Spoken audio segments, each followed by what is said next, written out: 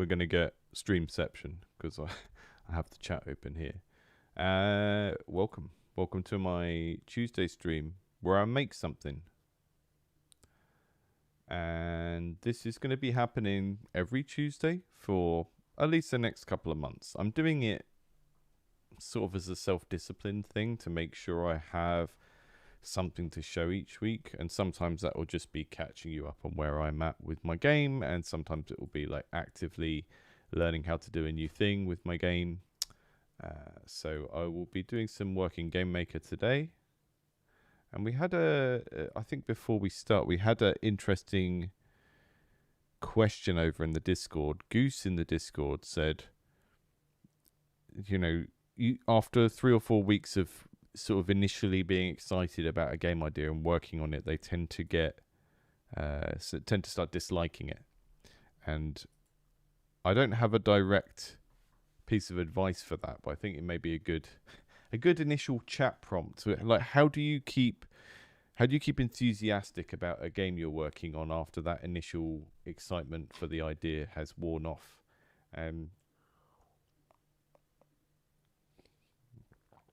And I'm not sure. I think with this project, it has been a little bit more goal oriented than I usually am. I usually work in a way where I'm just sort of experimenting and messing around. And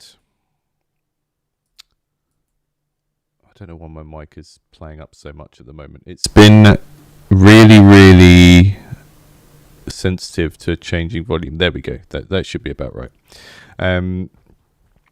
Yeah, I don't know. How do you keep enthusiastic about a project? I think for me doing stuff like this is a way of maintaining that, because when you're making something in isolation, it's like you're not making it for anyone else. As soon as you start making something and showing it to people, and if other people are even moderately excited about it, that for me is it does a couple of things. It's part of the validation that you should go through with a game, is see if anyone likes the idea, and it's also just motivating, because I'm not very good at motivating myself. I need to do things in a kind of community focused way, which is why I have this YouTube channel, I guess. And why this YouTube channel is based mostly around other people's games and not what I make. I sort of do things the other way round from what a lot of game dev YouTubers do, where they're sort of making their own thing and then making content out of it. I've mainly been focused on other people's games. So yeah, I don't know. Interested to see other people's take on that. Hi, Tom. So what I'm going to be doing today is, I was up last night on my tablet. I've got a little pixel art thing on my tablet, and it allows me to do, when I'm doing concept art or like bigger images, it allows me to do stuff like this. And I was starting to think about what happens in my game when you finish a run, and how we communicate the score to the player. So I started working on this page, and this was meant to be rough concept art. But I think I will end up using it, and then I can change it later if it needs an update or anything like that. But I'm going to show you the context of this in the game, and then we're going to do some sketching. I've got some stuff on Mural here, which I'm using instead of Miro, just because Miro were doing some stuff I didn't like with their premium version. But I'm going to use this to storyboard out this new page, and then I'm going to start working on it. But I've only got I've got a couple of hours before I need to go to a meeting, so I'm going to see how much I can get done before 1 p.m. my time. So we've got just under 3 hours. And the intention is to build this page where the players will get a reminder of all of the treasure that they collected during that run, and then it will get converted into these crystals that are like a progression currency. And I've started building the... I was going to say back end. That's not really the right word for it. I've started building the place where you spend these. So the kind of currency sink, I guess you would call it in those terms. So what I'm really trying to do, my meta level goal is, I want to. There's already a live playtest of this that people can play, but it's very, very kind of janky, and it's got a lot of stuff missing. So what I'm aiming to do is to get a public alpha ready for December. That's my little personal deadline, based on nothing other than, I don't know, what I think is a reasonable time to get this to a point where there's an actual game mode. Right, at the moment we have, like, it's kind of fun. You can play it for a little while, and you can set yourself an imaginary goal. You can say, I'm going to try and get up 1,000 coins or whatever.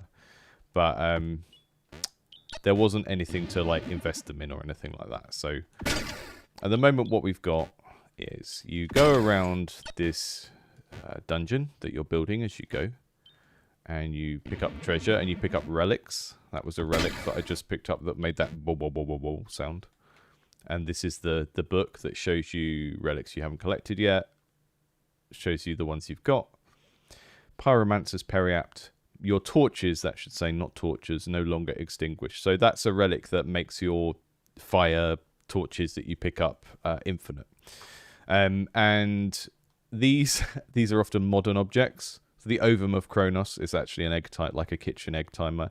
I'm kind of going down the route of kind of what they did in Adventure Time, and also the Lego movie. If you've ever seen the Lego movie where they have the Craggle, which is the Wonder Glue, and like, is it Vitruvius, the name of the wizard? He has a staff that's like an old lollipop. This idea of old modern day objects, and they've lost their meaning and become fantasy objects. So it's just a bit lighter, but it's called the Pyromancer's Periapt. Going down that route. So we're doing kind of dark fantasy, but maybe it's post-apocalyptic as well. And I'll go into these rooms, and as you go through, that deleted that door. That's kind of the sort of stuff I need to look into before we do this build. But at the moment, a lot of the kind of stuff to make the game fun is there. This is a kind of chain combo room. This white thing here is a prototype for a rope that my co-dev, who occasionally helps me out on things, put in, that I haven't hooked up to any graphics yet. And then if we go over here, this dungeon room that spawns, you can see it's got 3 relics in it, but you need a key to get them all. And you get a key from, if I keep spawning grey rooms, I will eventually get a sort of cursed or haunted looking jar that has the key in. I don't know if I've got enough keys to actually get the right room. So we're sort of doing blueprints. We're doing like a slot machine with building rooms, really. You've got a deck of cards that are your rooms, and every key you spend to open a door, you get to pick from 3 of those rooms. And here we go. I've got 2 of these jars. So if I smash this, I get this key, and I can pick it up and take it to the dungeon. But then I'm going to get followed in a minute by a spooky. I think I have them spawn a little bit too far away, so they take a little while to come into the scene. But there he is. Ah! That's the Wraith that will chase you when you pick up those skeleton keys.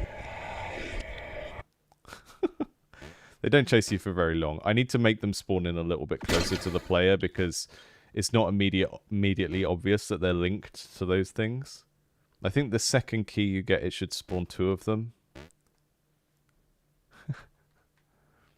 Yeah, I'm glad it's a scary sound. We're trying to go for scary cute here, so mostly cute looking, and then occasionally something horrific. Kind of Studio Ghibli monsters, I guess. Yeah, they don't last very long. So the idea, there's a kind of self-balancing element to this game. As you're playing it, you are building a bigger and bigger level that kind of ends up feeling like a mini Metroidvania. You're building a Metroidvania as you go along. So it's kind of like Rogue Legacy, but instead of the game having all the fun generating the level, you get to have the fun generating the level. That's the general gist of it.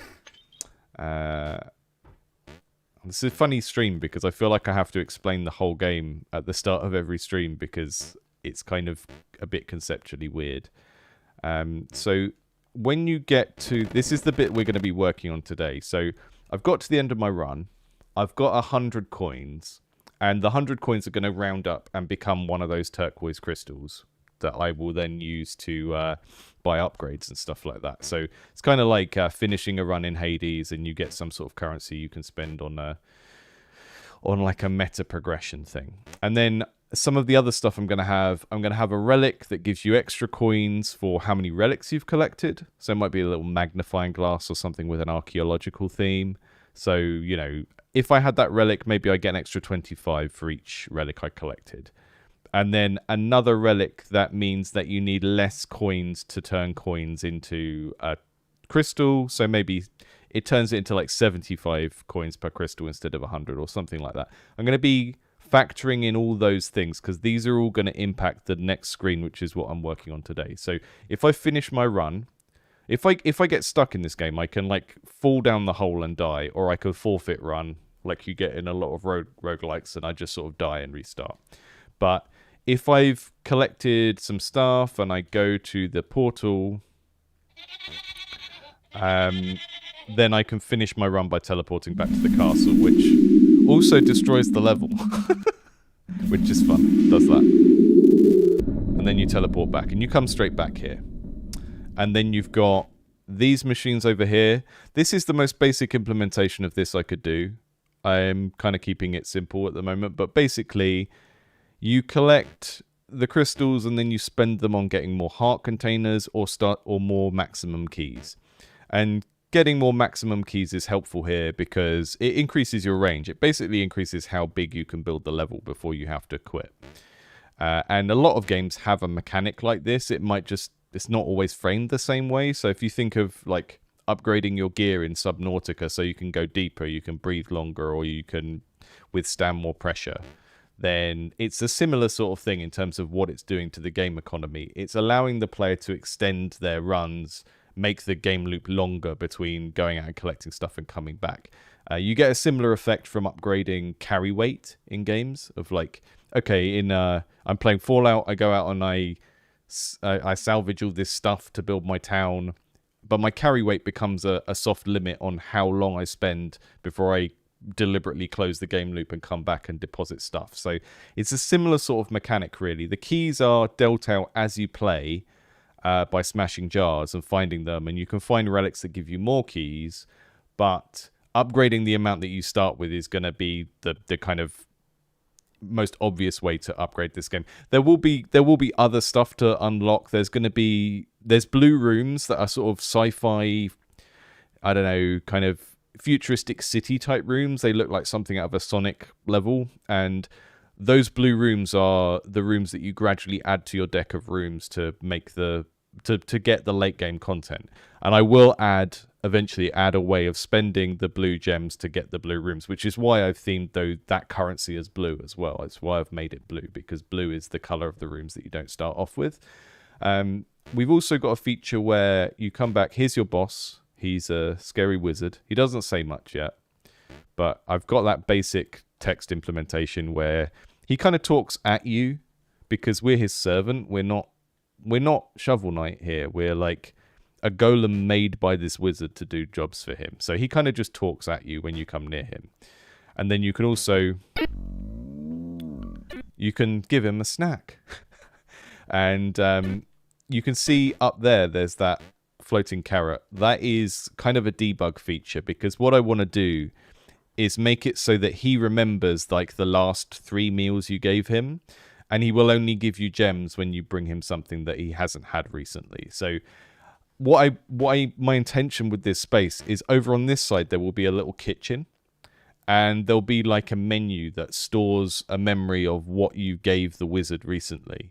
And that will be kind of like a mini memory game within the game of like, you look at it and you go, haven't given him ice cream recently. I'll make some ice cream. So you've got this weird kind of cozy horror thing where I'm going out, building this Metroidvania level, surviving the monsters and the traps and stuff. But then at the same time, I'm like trying to make some soup for a wizard.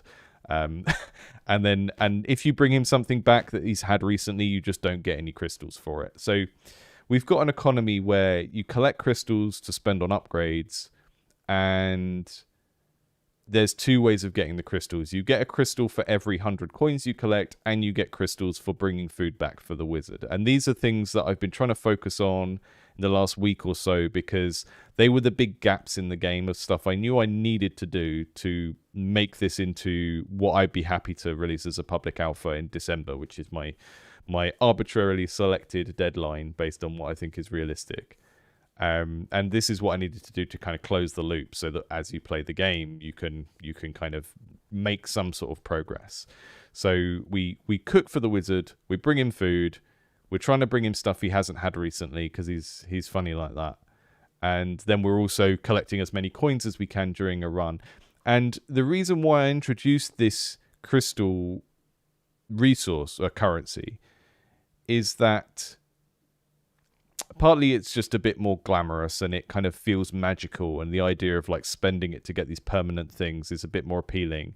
And the other reason is that by having a conversion of coins into this, it creates it has a kind of effect on how you play. So if I go back into a run, you know, we have a long history in games of you collect 100 coins and you get a thing. You know, in Mario and stuff like that, it was you get an extra life. But what this means is it kind of creates a bit of a push your luck mechanic, because now that you know that you need 100 coins to get a crystal, it means that you're going to push yourself to get 100 coins. And it also means that when you've got 199 coins, you're going to search around the level to try and get the last one. So this is all about kind of player psychology and how making those kind of decisions changes how people play the game. And it's not a big change in terms of my implementation, but as a game design choice, it kind of just changes how you play the game, because it means that some coins get wasted. So if we're always rounding up to the nearest 100, then yeah, if you don't get close to 100, or if you go just under, then you're going to feel like you've had a bad run. And we need the opportunity for the player to feel like they've had a bad run, otherwise they can never feel like they have had a good run. So that's kind of the logic there. So I've got my 100 coins. I've got 4 keys left, so I'm going to keep going. But bearing in mind that the further I get away from the portal, the more likely I am to block myself.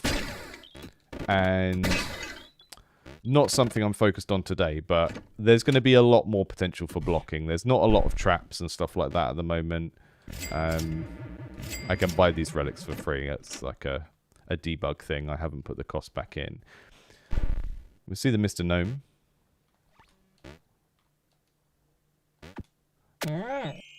We can give him stuff, and he's like our trader.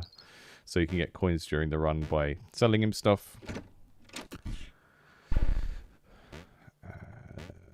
So there are cauldrons where you can make food. You can make food and take it back to the wizard. Eventually, I think he might give you more crystals for certain types of things, but he just gives you 3 for anything you give him at the moment, as long as he hasn't had it recently. And yeah, you can sell stuff to this little gnome who spawns at the market, and he's got a similar logic. He gives you more money the first time you give him a particular thing, and then gradually less money if you give him the same thing over and over again. I also gave Lem a few more different... He does a single frame every time you hit. But I gave him some kicks and some different punches, so it kind of feels a bit funnier when you do combat. We've got 188, but I haven't got any keys left. So I just go back through the level and see if...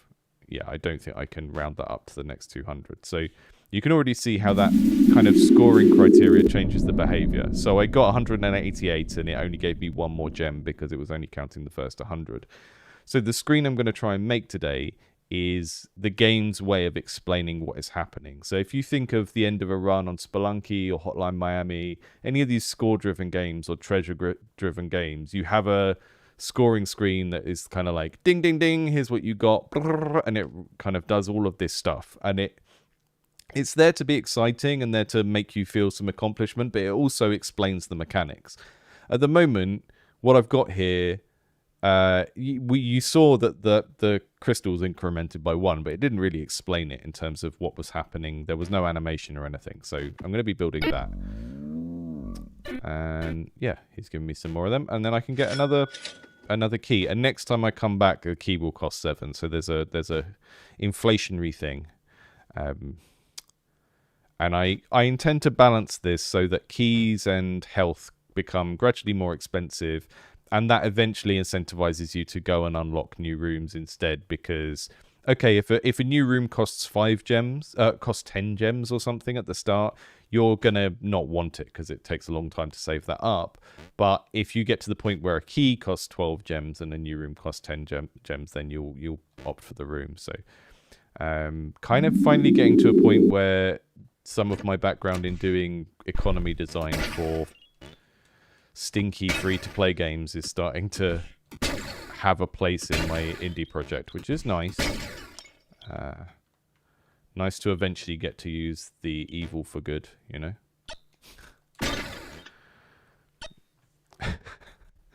Okay, so that is the kind of little rundown of what's going on in the game. This is the screen I mocked up last night. I intended to do this as just concept art and then cut it out and animate it later on, but I kind of like it. It will do for now. And if you saw, when you teleport out of the level explodes and disintegrates. And then the idea of this screen is it's showing Lem returning to the castle. So we go up in the green beam, and then the green beam sort of deposits us back in the castle. So what I kind of want to do is have this little illustration I've made of Lem. And the thing that's really annoying is at some point I'm going to have to go back through and like color swap these because people keep saying it looks like Squirtle. And maybe I just need to change the brown clothes to be like silver armor or something. I don't know, but at some point I'm going to have to do an art pass over the whole game and de-Squirtlify him. Because otherwise Nintendo are going to come get me because they like to get people. That's what they do. So I'm gonna make a new room that will be this screen. And the good thing about doing a task like this is it's completely separate from the rest of the game. So I can make a screen that's just really not tied into a lot of other things in the game. I don't have to deal with normal game physics or normal game UI or anything like that. So what I'm thinking is we will get a little score summary where it's like, here's the treasure you got. And it goes, you got this many coins and this many rubies and this many emeralds, da-da-da-da. And you had the relic that gives you extra coins per relic, and you got 5 relics. And then it tells you how many coins you've got. And then there will be a bar going into this. There'll be like I guess it's coins going into the thing. So we'd make it a yellow bar, and it's going boop, boop, boop, boop, boop, and then it hits 100, and this increments, goes and then it goes boop, boop, boop, boop, boop, and then this increments, and then it goes boop, boop, boop, boop, boop, when you don't have a full 100. So every 100 coins you're getting, we need a way of showing that those are being converted into these crystals. And then the reason I put this here is because we're going to have some sort of relic that means you only need 75 to make a crystal instead of 100. And I think that will be like a little turquoise scarab beetle or something. I want it to feel like a treasure item because it's about economy. So I'm going to... And I haven't built that relic yet. I haven't built this relic yet. This is the relic that gives you extra coins for finding other relics. I haven't built them yet, but I will bake them into this screen because they need to be there at some point. It's quite quick for me to add relics to the game, especially ones like this that only do one thing. So, yeah, I think the kind of storyboard is we see all that, we get all the kind of economics happen. This is just floating in the background in the darkness. This is like the void. This is the castle where our wizard lives and our home base. And then after we've seen all this score stuff, everything apart from the crystal fades away. This crystal has its little 3 next to it, or whatever number of crystals you've managed to collect. And if it's 0, it fades away. And then Lem will fly into the screen with this trail of green sparkles after him. Because remember, as a player, we've just seen him teleport up into the air. So you see all your economic stuff. Then you see Lem go pew, and he'll go across the screen like that, like he's flying up. And then this blast of green energy will come down into the castle. And maybe we'll have tiny Lem sprite fall down there, or like a silhouette, like doo. And then it will go to the scene you saw before, where I was in front of the wizard in the castle. So we're creating, what I'm trying to do here is create a story transition that explains what's happening in the world fiction and tie the UX of, you know, explaining to the player what is happening with the game economy to the same thing. So this is a kind of way of thinking I would encourage indie games to, you know, small developers to generally follow. Try and make things that solve two problems at once. You've got a concept in your game story that you're trying to explain, and you've got a concept in your game economy that you're trying to explain. Do the thing that does them both at the same time. So the other thing that this is explaining is the transition between what's going on out here and the castle, because a thing that I've talked about on devlogs but I haven't really gone into much detail in is this game is set at the end of time. And the idea is this wizard has lived until the end of time, and now he's kind of sowing what he reaped. He's reaping what he sowed. That's the word. That's the way round. And basically, if you have immortality and then you couple that with physics, you're going to end up alive at the end of the universe. And that's kind of what's happening here. And that's why he's instilled the golem with the power to go and build this dungeony type thing for him, because he doesn't have any power and he's kind of like cloistered away in his little floating castle at the end of time. So that's why we have this kind of spooky goopy void of Studio Ghibli type black slime coming in on the tower, because that's the nothing. That's the nothing that exists at the end of time. And that's kind of what you're building in this game, which is why you're floating in a big void. We don't just have a big void because it's a retro game and we want to evoke ZX Spectrum Dizzy Egg, although that is also a reason. So I'm going to start making this screen. I will be checking the chat every so often and seeing what you guys are talking about, but, you know, feel free to catch each other up on what you're working with. What you're working on, rather. So, like I said, this is a totally separate room, screen, whatever. And that means I can just do stuff here that has nothing to do with the rest of the game, which is lovely. I'm going to create a room. I'm going to create an object called score screen as well. And that's going to... Oh, I called it room instead of obj. This will run pretty much all of the code for this screen, apart from the little lem who will fly up in the air and be his own little thing. There we go. And hopefully this is the right size already. Oh.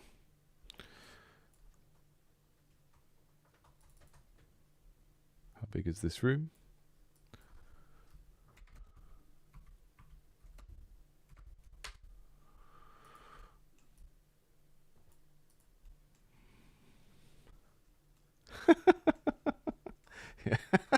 Procedurally palette swapping all of the art. Yeah, of course.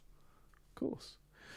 And then I think what I need to do is just set this as the first screen so that whenever we test it will just open automatically.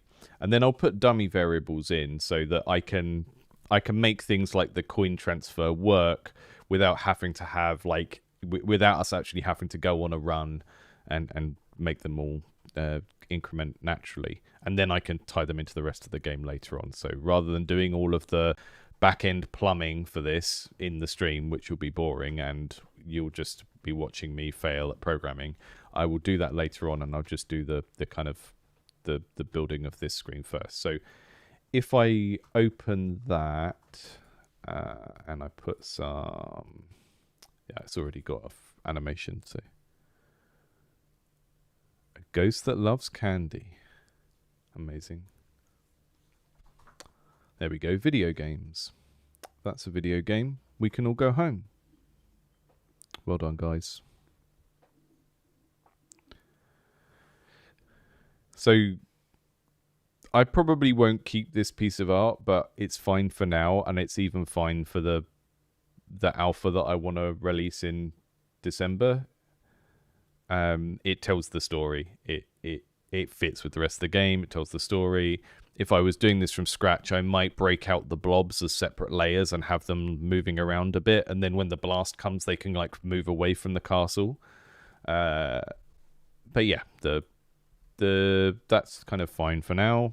And what I'll do on this screen is I will set the initial speed of that to nothing, so that we don't actually have the green flash happening until we need it. Okay, and then we've got, because we're going to be drawing GUI, we can do a lot of stuff by just percentages in this, which is great. So for example, if I go var crystal pos x equals GUI, I think I've got to get width of the GUI function. Display GUI get width. Yeah, there we go. So times 0.7. So draw sprite crystal. So this is the kind of thing I'll be doing. I'll be making temporary variables at the top, defining the position of a UI element, and then I'm gonna, the first thing I'll do actually is try and get everything to just draw in the right place. So I'm taking loosely what's here, and then I'll be drawing it all so we can just look at it in Engine and go, yeah, that's in the right place. And then after that, I'll put in conditionals that will kind of make this into a state machine, so that first this appears, and then this appears, and then this appears, that kind of stuff. But we'll just get it all drawing in the right place first. So we'll make a Y position for the crystal as well. And then we'll orient everything around that, because the crystal is kind of the focal point. It's like everything on the left is feeding into it. We're kind of giving people a, I'm gonna short crystal to Chris like that, or cry, good crying position. Just X is fine. We don't need position either. We're trying to create like a visualization of what the conversion is in the economy. So if you think of like a board game where you see a little card and it's got a thing turning into another thing with an arrow, we're just creating a sort of more physical version of that. Let's see what that location looks like.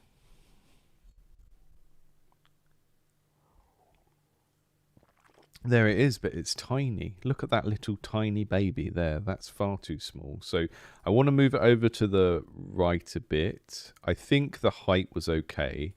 And we're going to do an extended draw for this sprite instead, which allows us to manipulate more stuff. So they give you a basic draw that doesn't do all this.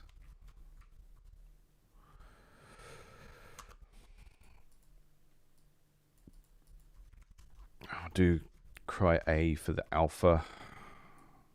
And the reason for wanting to control the alpha through a variable means we can fade the crystal in and out. So that needs to be a variable.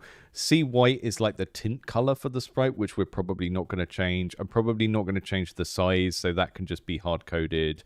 Although maybe let's do sprite. Let's do spuska as sprite scale. Spuska. And then that can go there. Actually, I'll just do underscore sca for scale, because we're probably going to use that in multiple of these icons, so we'll have that predefined. And once we've got this, it's kind of blurry now, so maybe it's a little bit too far to the right.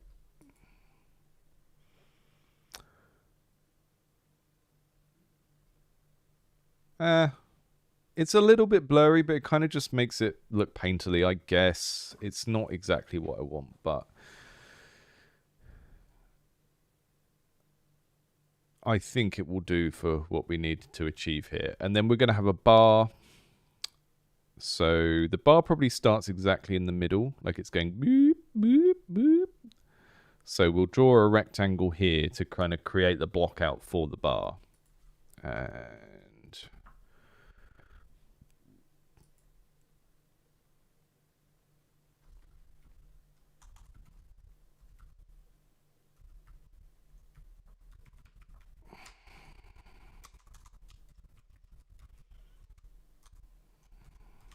we're just going to make it a horrible yellow color for now. And right, the right hand side of the bar is going to be over by the crystal. So X2 will be that. And gap. I'll just put an arbitrary number in here and then fill that out as we go. So we apply that there. Bar H equals 48. And then we're going to anchor this to the crystal because it's going into the crystal. So the Y position of the bar should be related to the Y position of the crystal. And then we'll use the bar height to go out from either side. So bar height divided by 2.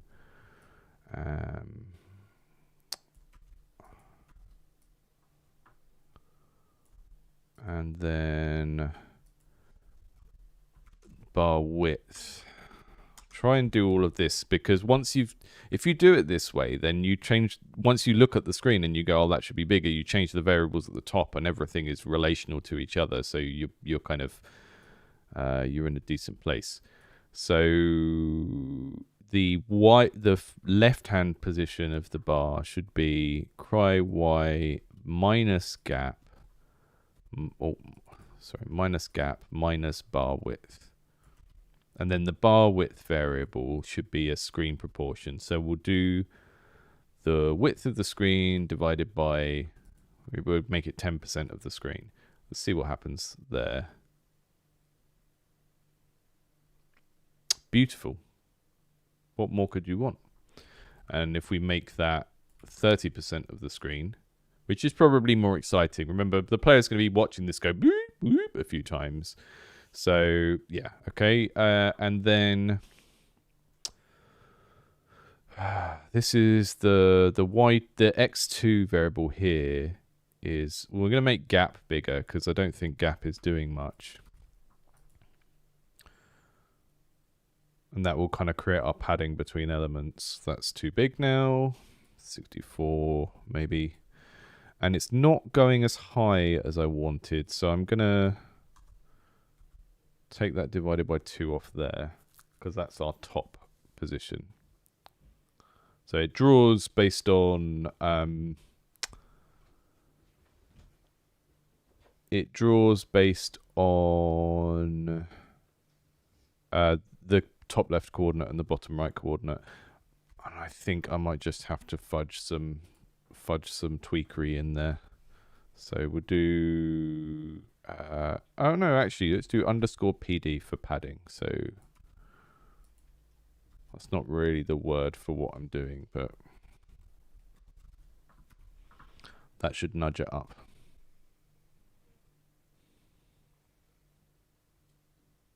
That's almost okay.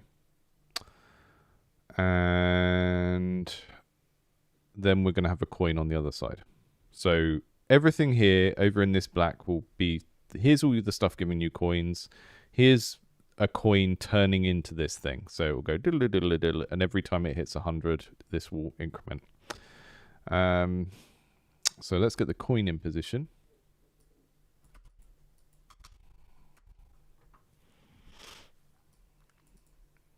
I have a different coin sprite for my GUI than the game because the coins in the game are quite small.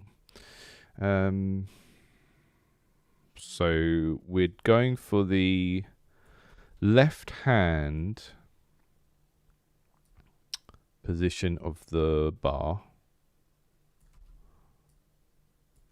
And then we're going to add a bit more gap to it. Scale is going to be the same as the crystal. Everything will be the same. So We're just trying to get the X position right, really. Right, it's got a bit too much of a gap, so I will take away these two. Everyone, when they're at school, I hate algebra. Everyone, when they're making games, oh wow, this is all algebra.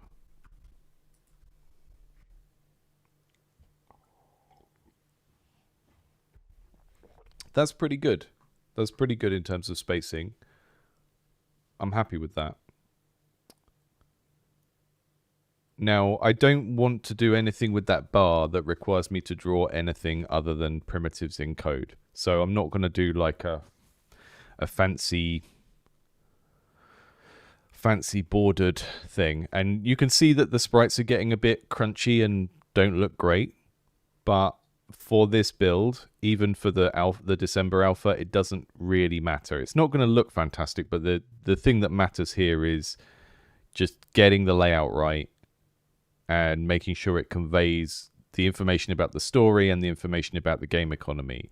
So what I would do later on is I would scale those sprites up specifically for this screen, make them look nice at that scale, and then reduce the scale variable that we just saw from 1. So I make make separate sprites that are 4 times bigger that look good on this screen. And now because I'm doing everything with a single scale variable, I can just switch that to 1 and change the sprites around. I'm not going to do that now. What I am going to do is work out a sort of semi-decent way to draw this rectangle. So this will be the border, bar border, and we'll do that in gray. And then we're going to make border width is going to be 2, and we're going to do a black rectangle and a gray rectangle to make the basic border thing here.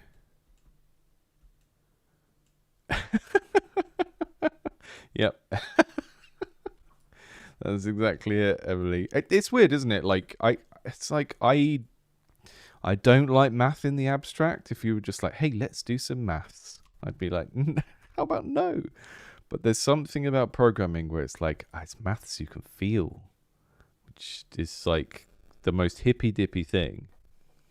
But it does make it enjoyable. It's almost like human beings enjoy learning when it's in the correct context. It's amazing, isn't it? Who'd have thunk it? I think that so we're going to be filling this bar up with this color, this yellow. And it's a bar that you fill up in order to get these. So I might make this back color, this sort of border, into like this dark blue here. So it's like the blue thing that you fill up with yellow to get a blue thing. I think that kind of, I probably sound insane, but this is how I think when I'm doing color meaning in games. It's like even like the green teleporter, right? That's kind of green because it's creepy and it looks B-movie-ish and stuff like that. But it's also performing a sort of UX function of helping you understand that that's linked to certain other things as well. So we're putting some code in here, blue border, black gap, and then I'm gonna sketch in the yellow bit that fills up. And this time, because we want to, I think we can do a particular piece of code. I think there's a function that's something like that. Yeah, there is. Okay. So what we do with this is we give it 4 different colors and it creates a gradient rectangle, which is going to be better for what we're doing. C1, C2, C3, C4, false. So we're gonna make, and actually I don't need 3 color variables. I just need 2 because I want it to be like a top to bottom gradient. So various C1 equals var C2 equals, and then I want that kind of golden yellow color of our coins. And we'll see if this works. And then a sort of darker gold color. Gold is a hard color to get right. I try and make the actual coins in the environment very yellow so that they stand out. But then this kind of UI coin is a bit more muted because it's a massive UI element and it doesn't need to be like... Okay, we've got a Quetzal. Quetzal said, please name your variables in a more readable way. You are correct in most cases, and you know, I stand by the fact that 90% of the people who watch this channel know way more about coding than I do. The difference is that these are only local variables for this script, so they don't need to be accessed anywhere else. And the only reason I'm using really small, non-verbose variable names is because I'm having to do very, very long, horrible functions with lots of arguments in like this. So, yeah, I would normally advocate for calling your variables the most readable thing possible, but because these UI drawing functions take like 8 arguments, I'm trying to simplify things. Okay, two color gold gradient for the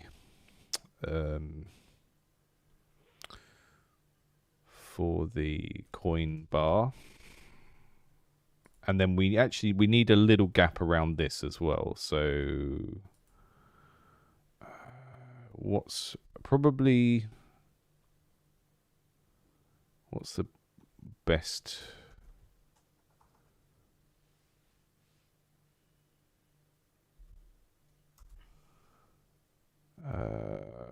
Plus underscore width, and then here you can see it gets very... I can't see where the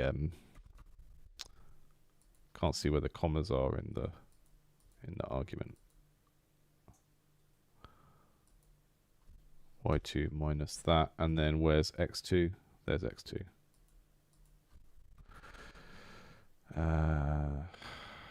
Plus width. That should be plus width. That should be plus, I think. Let's see if that works. Yeah, you're probably right. I think my underscores are not a good idea. Okay, so we've got a width of a border, we've got a black border inside, and then we've got the thing. And if I make this a much bigger number, let's see what happens. I can put a gradient on the border as well, which might make it look a little bit more appealing. That's better. That looks more like a bar than a block. It looked kind of like it could be a text box before. Now it looks more like a bar that's meant to fill up. Just tweak these colors while I'm here. So I've got this kind of color generator thing, but what I should really be doing is, where's my crystal sprite?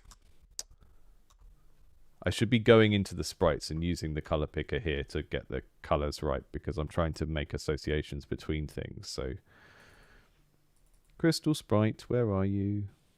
There we are. I put all of these little veins in it because I wanted it to look like a turquoise. I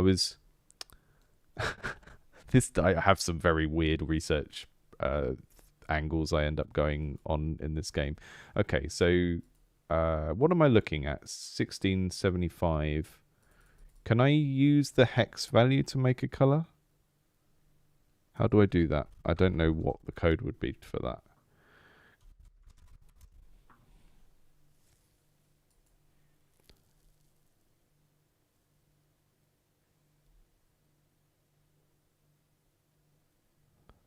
BGR. So GameMaker needs your color to be encoded in BGR, but then it's not in BGR order on here, which is very confusing.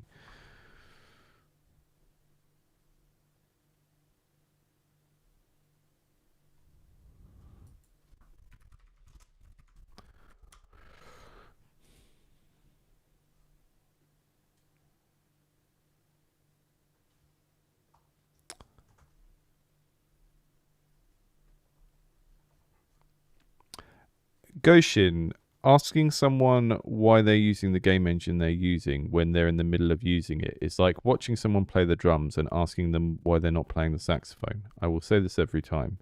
I'm not using this game engine as some sort of political statement about which game engine is the best. This is the one that I know how to use. I don't understand why people ask those sorts of questions. What you're asking is what you're asking me effectively is, would you like to work on a game right now, or would you like to spend 5 years getting up to the level of proficiency you are in one game engine in order to switch game engines? This is why people think you're a cult. Because you're more interested in what game engine people use than games. Like, I would love to know how to I would love to know how to use Godot. I can see what's good about it. I've had a look at it. I've looked at some tutorials, but I can't learn how to use it quick enough to actually make the game I want to work on. And I want to make a game. I don't want to. I'm not a sort of tech hobbyist. I'm not the sort of person that uses game engines because they find it fun to learn how to use a game engine. You know, but someone asks that every string. But at least you asked rather than just telling me. Because it's like I don't know. Maybe some of you are programmers. You do programming for your job. You enjoy learning new programming stuff. I don't. It's a sort of necessary evil for me. I program because I want to make games. I make games on, I make tabletop games and stuff when I have an idea that I want to work on that is too complex for my coding skills. I don't enjoy learning programming. It's like satisfying when I get to a point I can do what I want to with it, but it's more of a sort of necessary evil than something I enjoy. So switching engines is a nightmare for me. I did the last game jam we did here, which I haven't done a video on yet. I tried to do something in Unreal and just trying to get up to the basic level of proficiency to get anything from your head into a game engine when you don't know how to use it is a nightmare.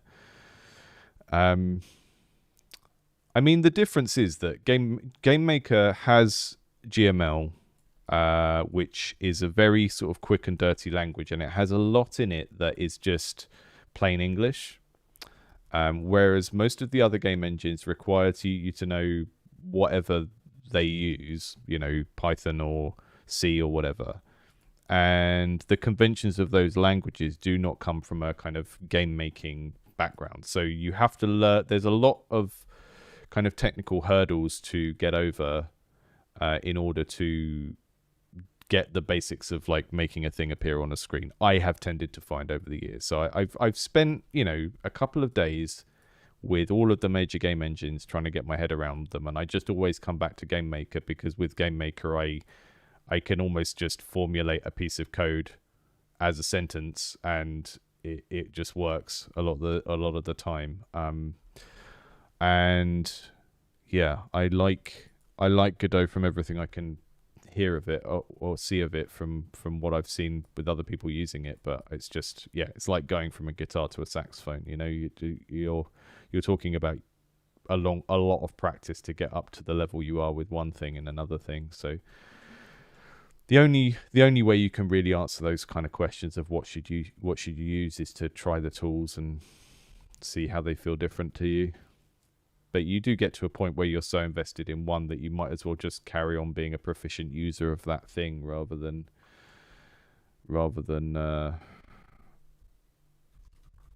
spreading yourself across lots of things.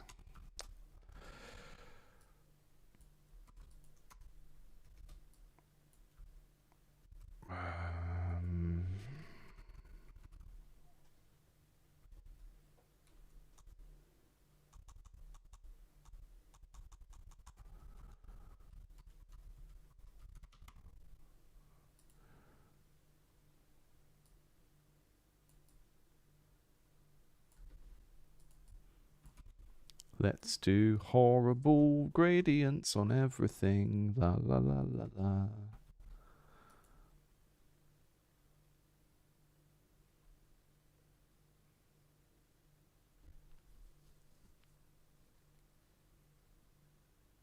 I mean, I feel like the engine you use can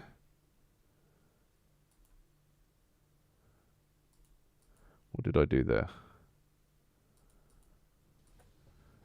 I broke something. What did I break? Okay, this should all be the same. Then we go to color 1, color 2, color 3, color 4. Oh no, color 2. Okay. These should be changed now. I think, the type of game you want to make and who it appeals to does impact the kind of engine decisions you take. But it also ends up impacting the workflow a lot. So my recent experience with, what have I done? Line 64. Sorry, let me sort this out first.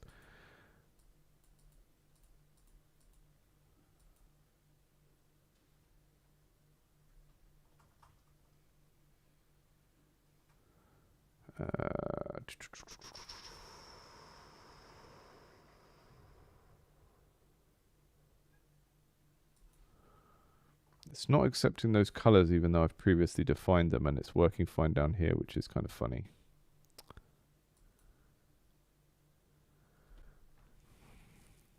Yeah, but basically game dev culture is very, very much divorced from game playing culture. The overlaps are in the things you can actually see and feel. So, for example, Unreal Engine makes games that look a particular way.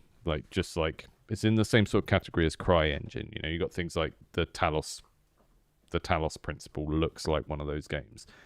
And in order to make games in that, you have to care a lot about making 3D art in a particular way. It's not a game engine that is set up for someone to make a game first and graphics second, So you have a pipeline that produces a particular type of game, and a particular type of person is going to be more suited to using that as well.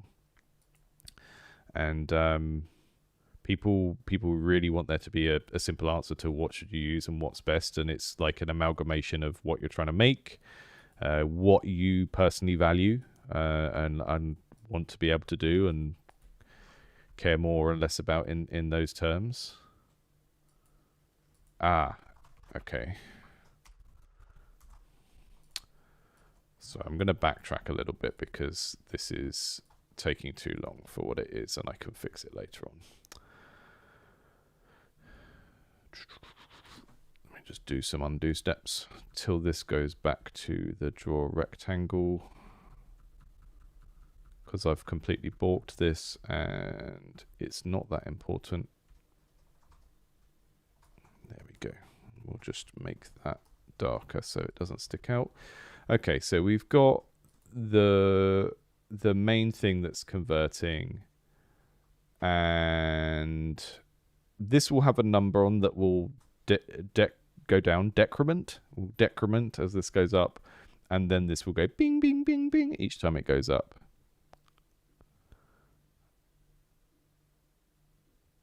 I don't know, board games is like it's a whole industry, isn't it? It's like I got to a point with some of mine where I just was like, oh, I need to playtest this a million more times before a publisher will look at it, and I'm not sure if I can be bothered.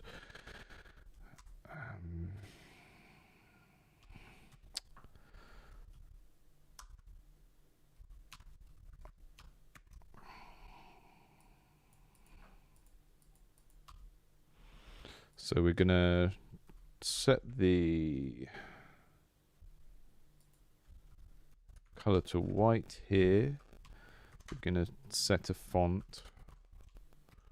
I can't remember what any of these are.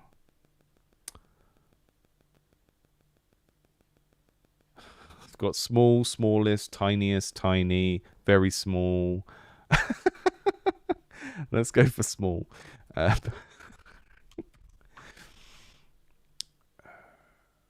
Right, so the left-hand side of this is the number for the coins we want to draw here. So we want to draw it over the left-hand side of the bar.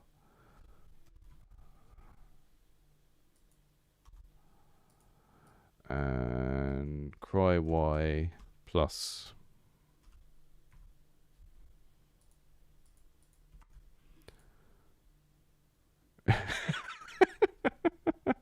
Really. Goshen, it's Joe. My name is Joe. It's very funny when people come in and call me Indy when that happens. Okay, I need to properly text for coin amount, and then over here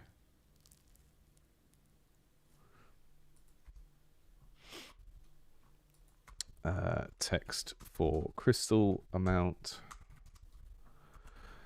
I'll put the coin sprite with the coin.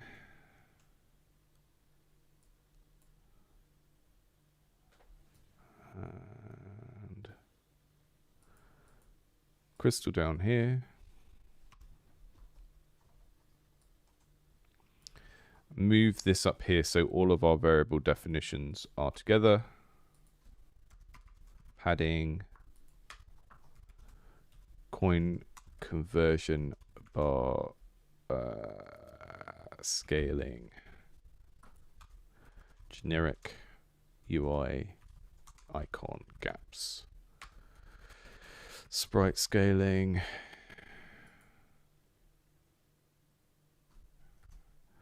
alpha for crystal icon fade in, position of crystal icon,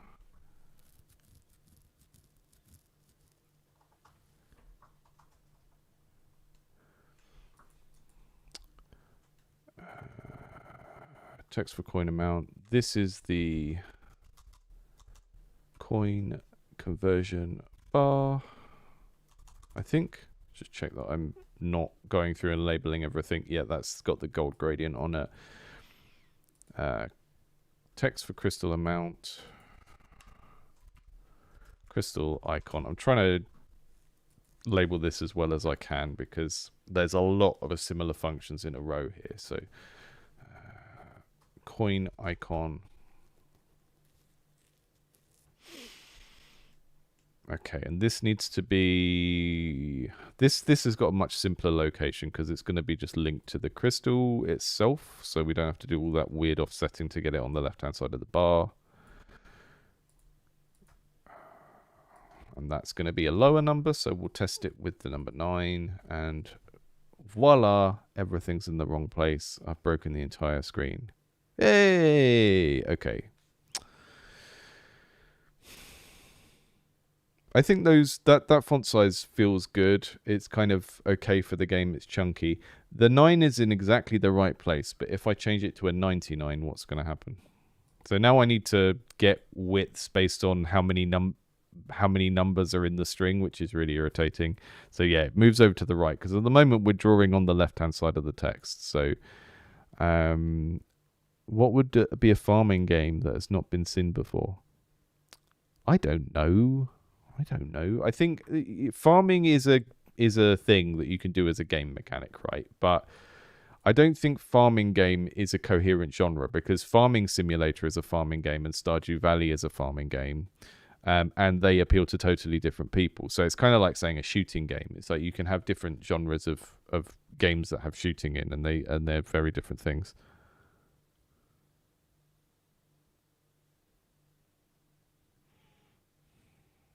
Sorry, getting messages about my kids' medical things. Okay, so what we need to do now is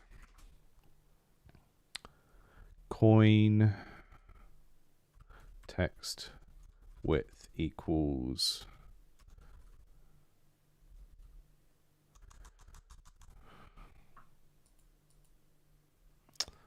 I know that there is a function to measure how wide a piece of text is with the current font, but I can't remember what it is.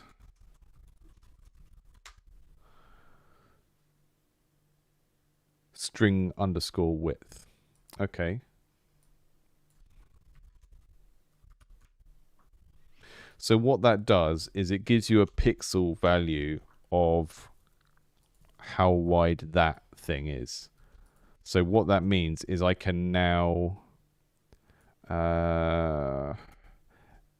x offset equals that divided by 2, and then on the left hand side of this text I can offset it. So I'll just minus that there.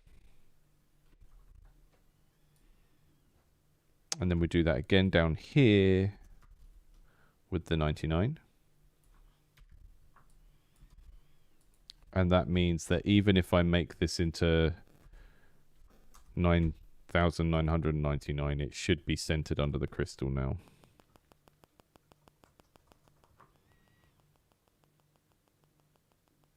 It's not centered under the crystal, it's slightly right of the crystal. What have I done? I think I just need to do... I'll just add a padding. Getting hacky. Hackety hack hack. Okay, and now we bring them up because they're sort of floating a bit low. So basically we don't need this to be gap. We probably need it to be half of gap. Again, I'm trying to stick as much as I can. Please remember, I'm not Mr. Programmer Man, so I'm just doing what seems logical rather than any sort of attempt at what people would think is best practice. But I'm trying to stick as much as I can to using these relational variables so that if I change everything, it will just sort of move in relation to each other. Hang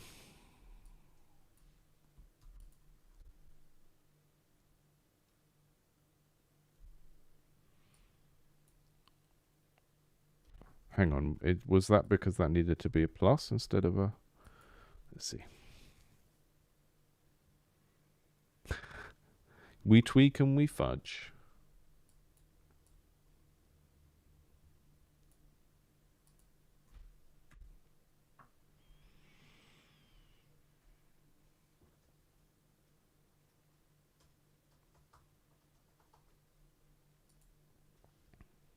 Yeah, it's not the most exciting feature to be developing on a stream. I try and avoid doing UI work on streams, but I think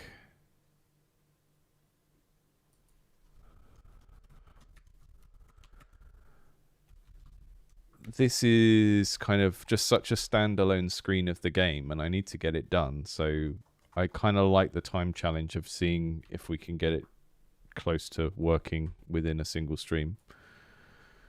Maybe one day we'll live in a world where I can do like 8-hour streams, but I'm not quite there yet in terms of other responsibilities and stuff.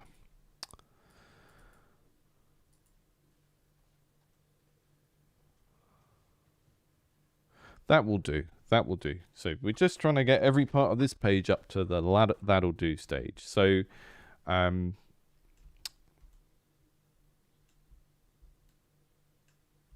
so then what we need to do is define some variables that are going to be fed into this. So we say coin deposit and crystal reward, I think. So crystal reward is always going to start at 0. Coin deposit is going to start at whatever we want it to be. And then we'll set a flag that says, okay, now we're in the stage where the bar is draining. And then these will convert when we're in that mode. So nothing in the draw event needs to know about that, because what we're going to do is just put that there. And I think I might have to convert that from a number into a string, so I think I probably need to do that. And this will be crystal reward. And I can kind of feel it that these currencies will change at some point, and then I'll have everything referenced as crystal in my code. So like the good practice would be to call it progression currency or something like that, and soft currency, hard currency, progression currency. But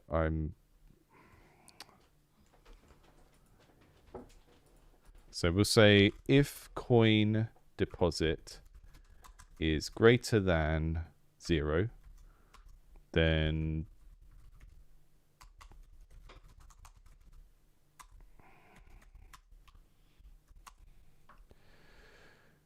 And then we'll say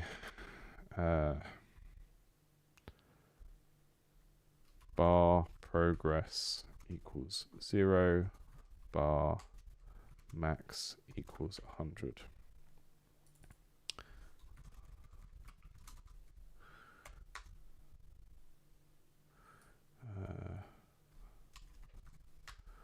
If bar progress equals bar max, then we do this stuff.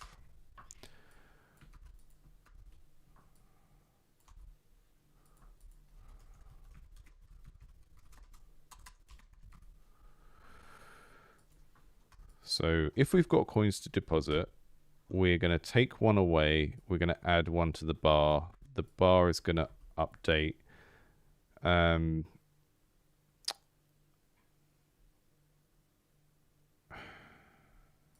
And then we're going to have a boolean here as well, which is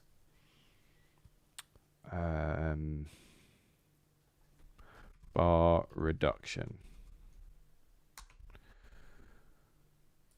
And what that will do is make it so you don't have to fill the bar up as far to get a crystal. So like I said, I'm going to have a relic that does this. It's going to be like a little turquoise scarab beetle, I think, just to kind of tie into the sort of that kind of, I don't know, spelunky Egyptian treasure finding kind of vibe. So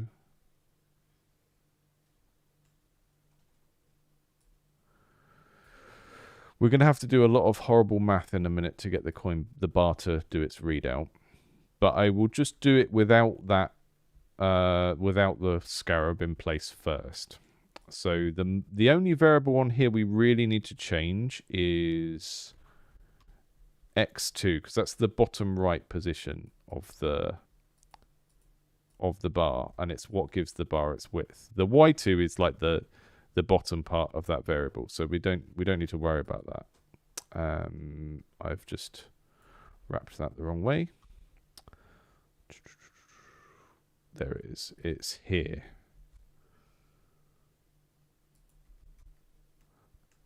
But I think because we've got bar width as a variable up here,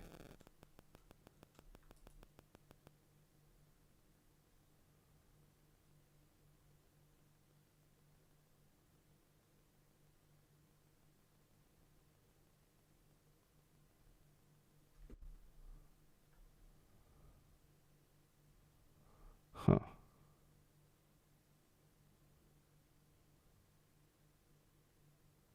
What's going on here? That's not what I expected. Is this actually the bar I thought it would be? Ah, I see.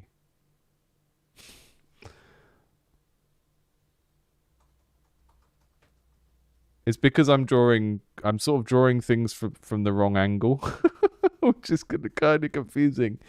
I think this will still work though.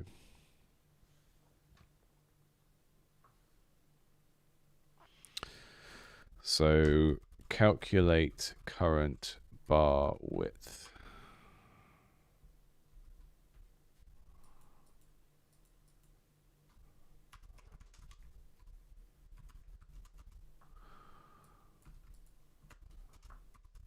We're just going to try and make it half what it should be.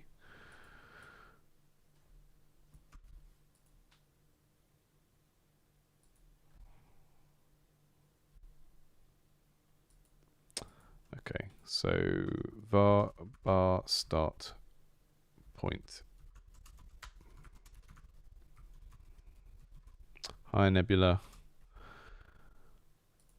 I am just doing some horrible UI code. Not a stream where anyone is going to learn anything or develop some good practices, because I am not good at this. But maybe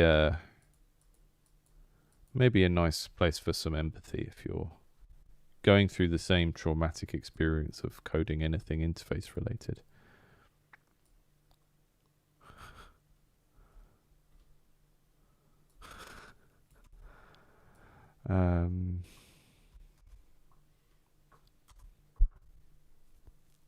Okay. equals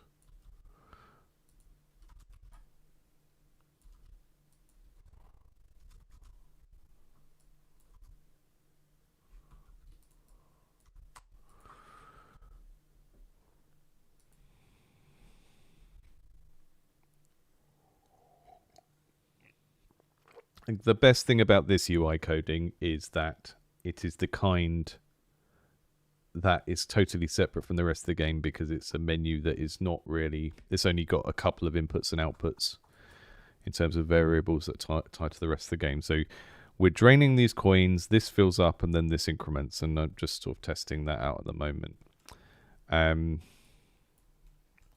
I probably need to make it go faster, although I don't think a situation where the player gets more than 1,000 coins in a run is going to be very common. And when it does happen, I don't really care if it takes a while, because the player's going to be sitting there like really pleased with themselves. So that's kind of that's a consideration as well. So the current bar width, we want to get the bar as a percentage of what it should be, equals. So let's just grab these variables and look at them and see how they work out here. So var percentage, we want it as a float between 0 and 1. And that's going to be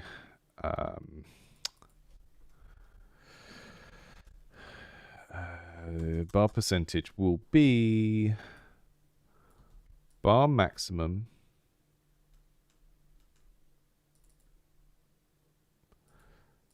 and then we'll factor in this bar reduction variable, even though it doesn't do anything yet. Bar maximum, take away bar reduction.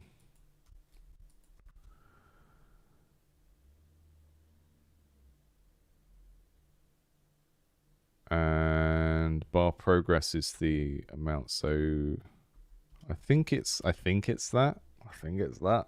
Percentile math always gets me. But sometimes it's quicker to just do the thing and see what happens and then move it around afterwards. Okay. It's going all the way over. I don't know why it's going all the way over. So let me just take this out for now.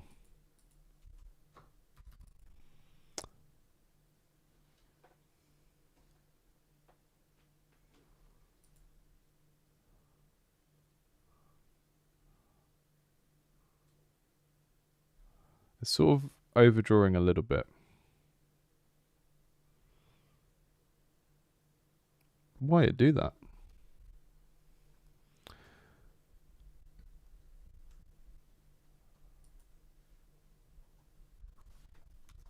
I'm not going to look into why that's happening too much. I'm just going to clamp it.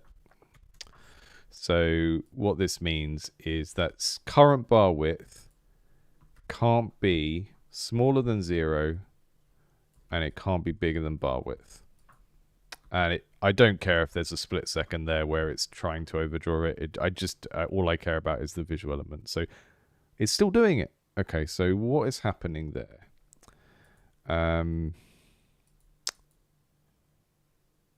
Let me just check that bar width is actually the width of the thing we're drawing.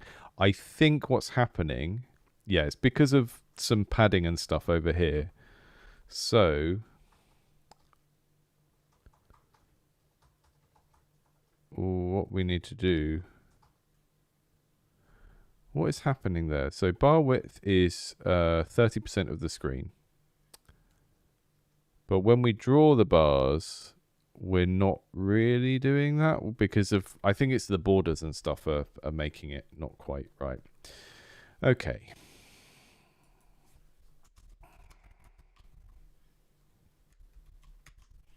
Hackety. We'll get it near enough. That's not right.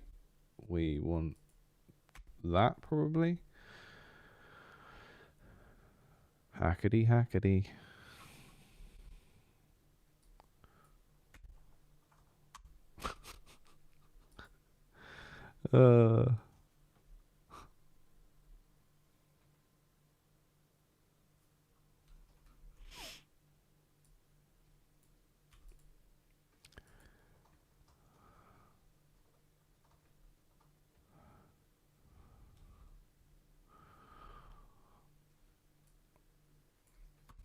I love changing numbers by hundredth and seeing what happens. Okay, so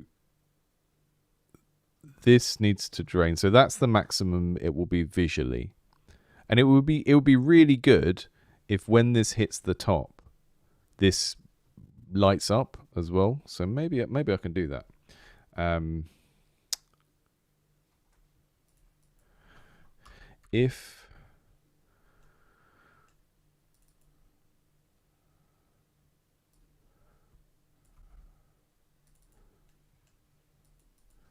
If bar progress equals bar max, then draw set color C blue. So we're gonna see if that does a thing, because these will be the little interactions that make this feel good when it's ready. Oh, it's not actually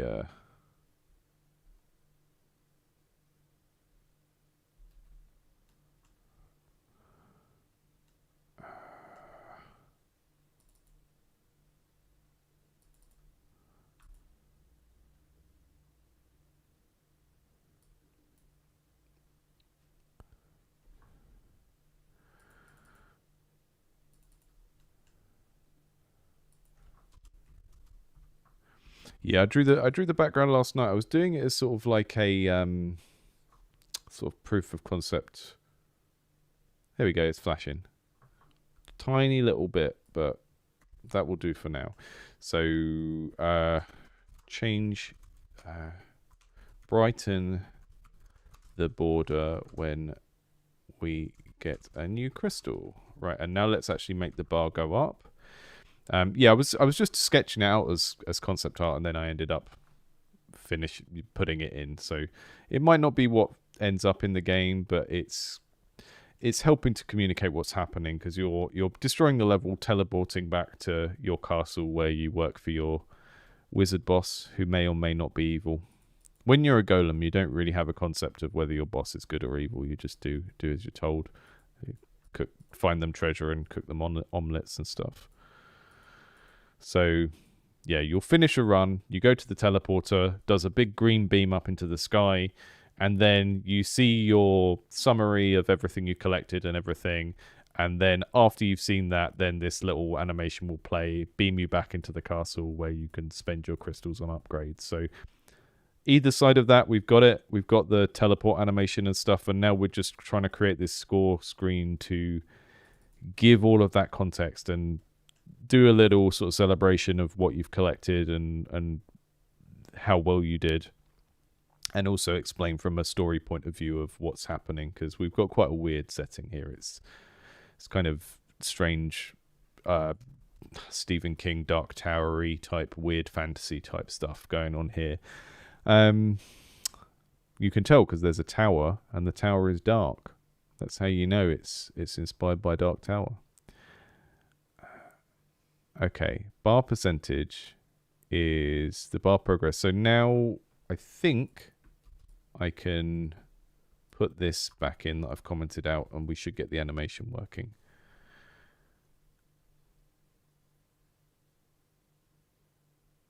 We get a brief flash, and actually I think I can make that. Ooh.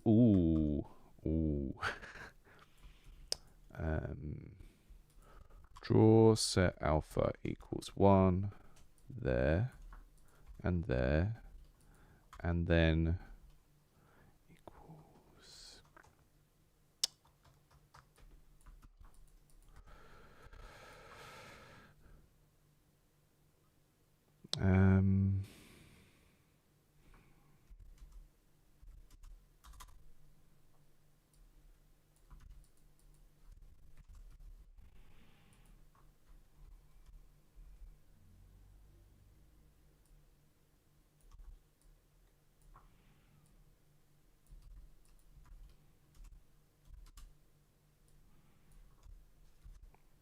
see what that does.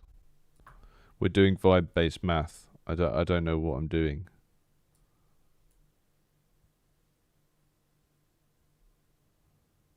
Yeah, the flash was only for a frame, which is not fast enough for what we needed, which is why I'm doing what I'm doing now. Let's see if this works. I'm trying to make it less of a flash and more of like it kind of I'm doing equals on my functions instead of brackets, which is silly, but I'm already quite tired. Okay, that's not what I wanted.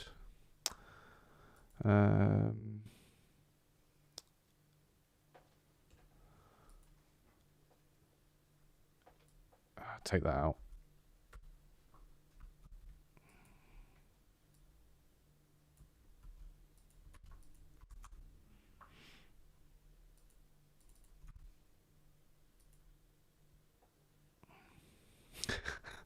Phi-based rotational math.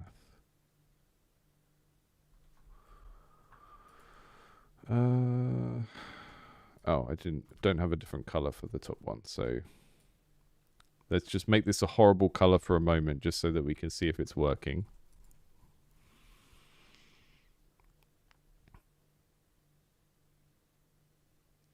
Okay, so what we really want is for that to gradually fill up to this lighter turquoise color, I think, because if you think about what's happening kind of in the game fiction, is as that bar goes up, we're getting closer to getting one of those turquoise gems. So let's make it feel like that's what's happening with the color transition here.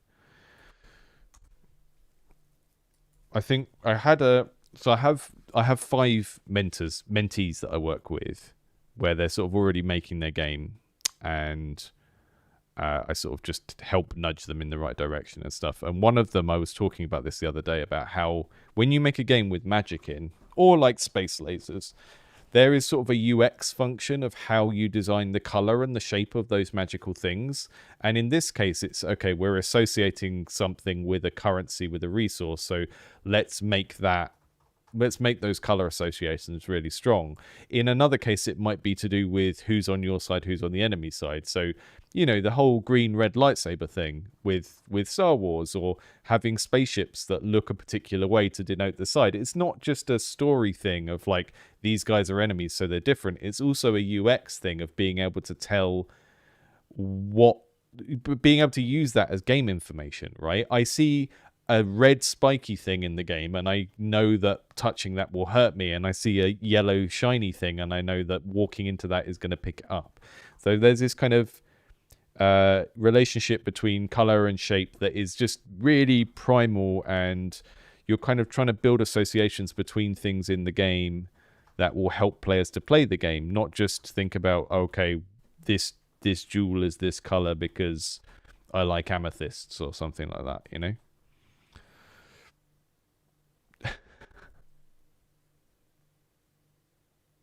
Okay, I'm going to make that a little bit more subtle. So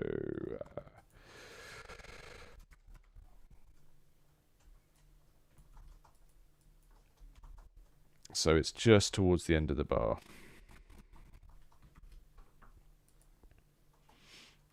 We just want a nice little mini glow when we get to the end. So what I'll do is I'll make the color a lot more pronounced. Blue is always magic, right? Yeah.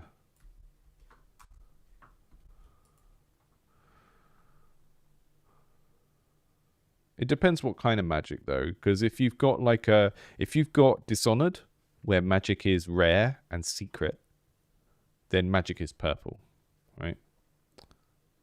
That's how that works.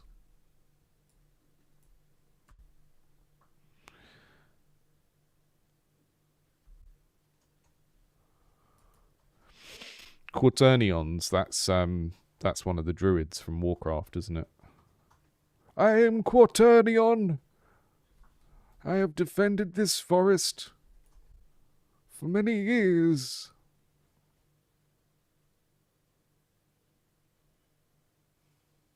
Okay, I'm going to follow the principle of that'll do for now.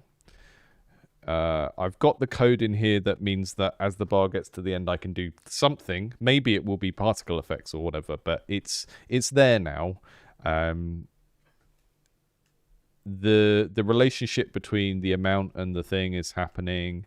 And let's just test that it runs out when we want it to. So let's put 125 coins in.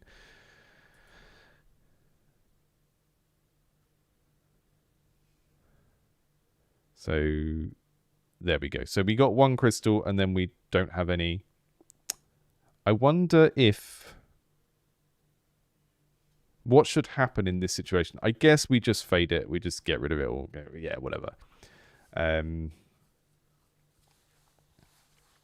So now, next we need to start thinking about states, because if we go back to my storyboard, my very rough storyboard, what I want to happen is it goes, here's everything you earned on your run, blah, blah, blah, blah, blah, blah. Then it fades.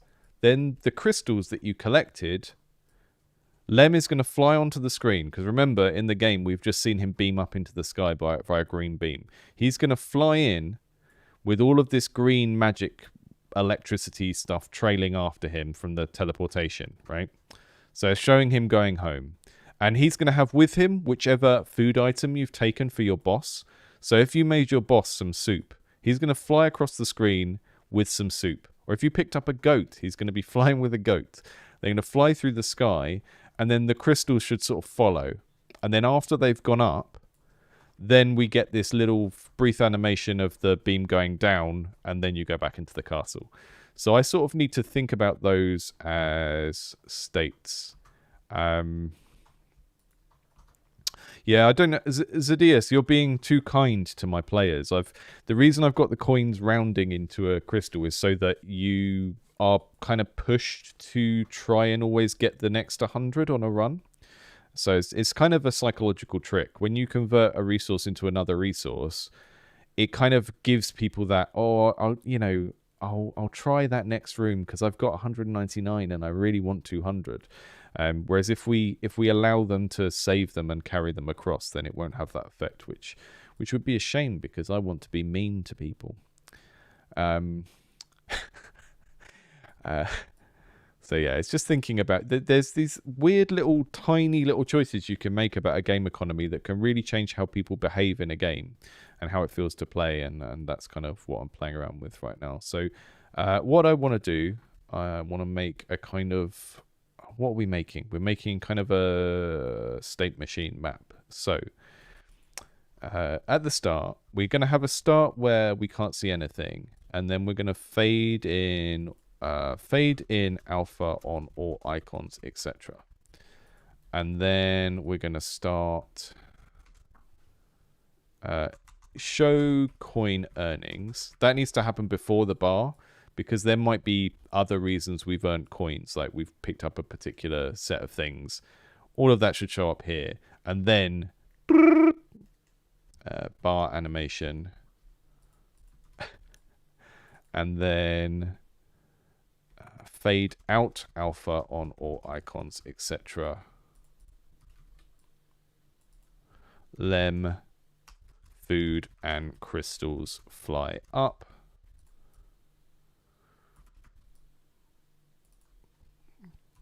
Castle blast animation. That's kind of everything I just talked about as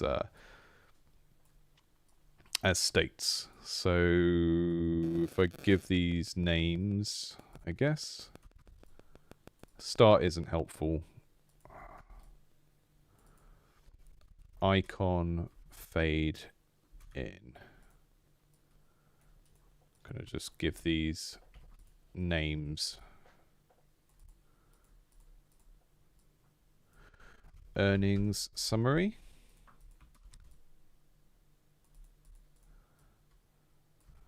Animate bar.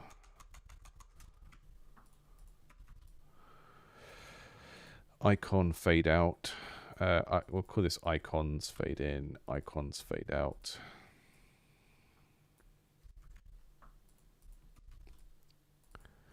Flying animation.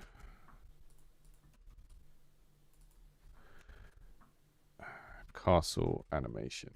That should be, if I were to have like a variable that just tracks which state we're in, I think I can feed it those things.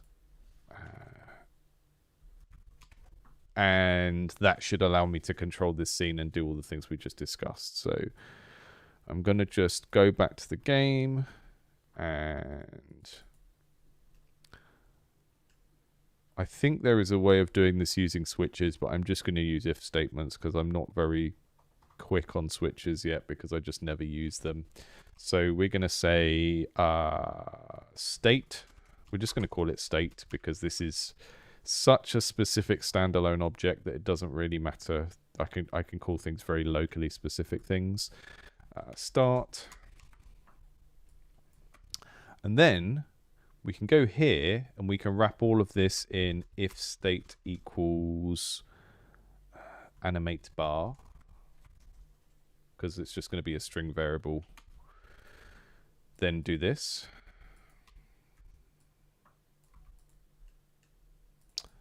And if state equals animate bar, do all this stuff.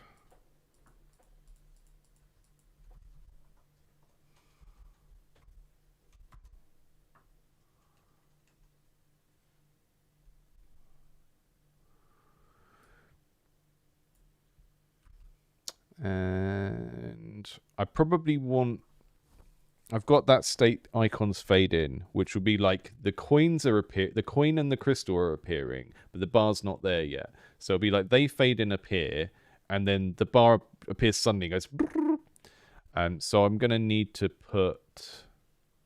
wrap that in a different thing, which will be, where's my sprite? The coin icon there, which will go in its own thing there, and the crystal icon. So all of the stuff to do with animating the bar has its own little stuff here. Nebula, so basically what I'm trying to do is not commit to doing too much in one go. So there might be a point at some point where I open up 5 more slots or 10 more slots or something, but I'm only committing to 5 at the moment because it's sort of just hard to, everything I do through this channel and like business and everything is me doing something. There's nothing where it's like built around a team or anything yet, so I'm not making enough money to like automate some stuff and pay someone to do something and all of that kind of stuff yet. So yeah, basically I want to do more mentoring slots, but I want to commit to them very slowly. So at the moment it's 5 and they will free up when they free up. It may be 10 or 15 at some point, but at the moment it's not many because otherwise I won't be able to keep up on content creation. Okay, so these are drawn if state, sorry, I'm going to get shouted at because I didn't do equals equals.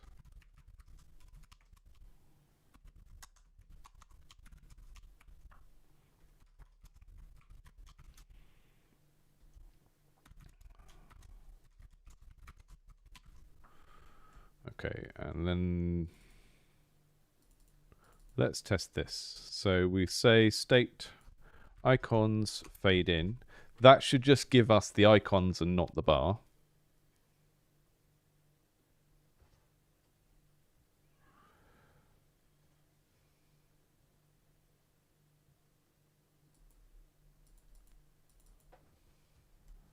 Oh, okay.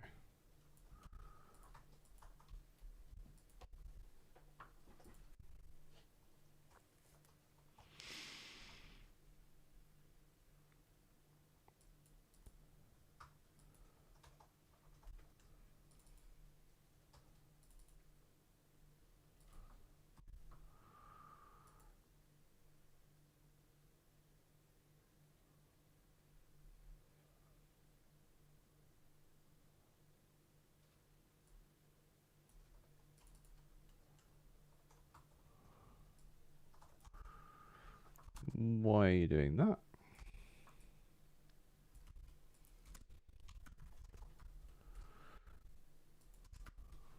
Is that better? You gonna stop being silly now? Okay, so icons fade in. We have that. We have the alpha variable, which is going to change that over time.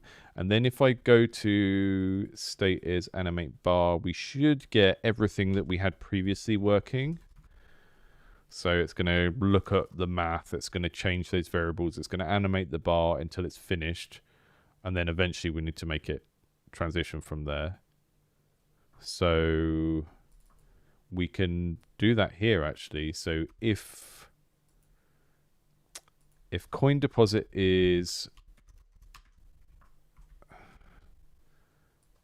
icons fade out.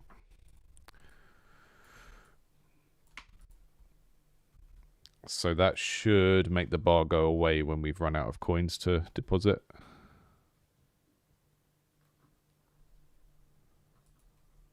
I got so into double equals is that I put one on a declaration. There we go. Don't know why the coin has disappeared at that point, but I mean, that is kind of what we want to happen, but okay. So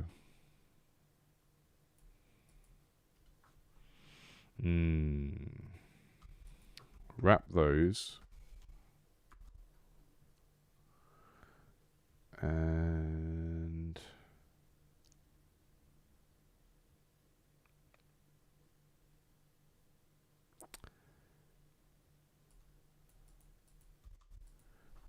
if state equals, what's it, flying animation,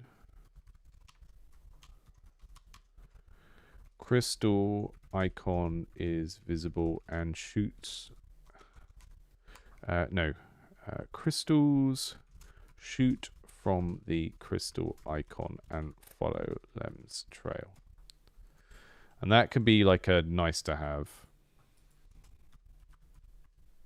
It's not crucial to get that done today, but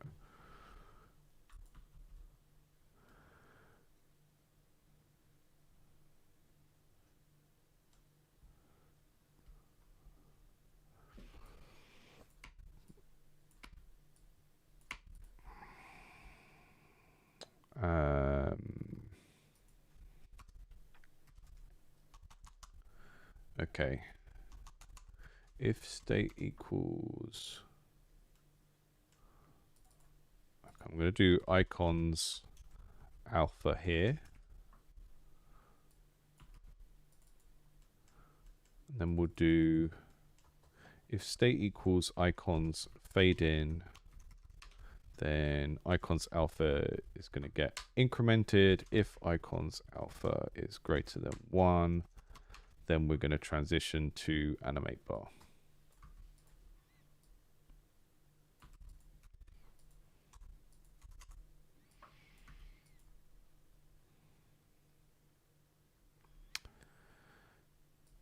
I think that's what we need.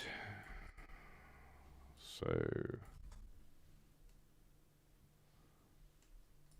go back here, start from icons fade in, and crystals A should be set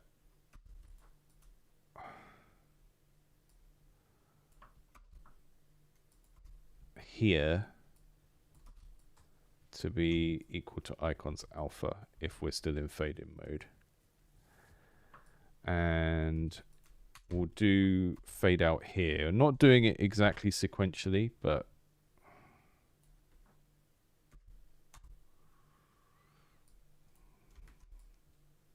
and then we switch from icons fade out to flying animation is what it's called next. And when we're in animate bar, yeah, that takes us to icons fade out, but based on the variables that aren't in the draw event, because they shouldn't be in the draw event because they're nothing to do with drawing. Okay, that's good. One thing we're missing is when we go to the icons fade out thing, it's happened very suddenly.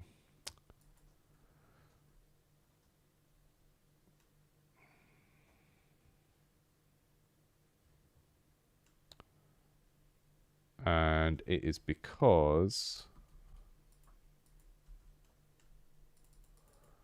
fade out should be 2 words consistently across these strings. And fade in should be the same.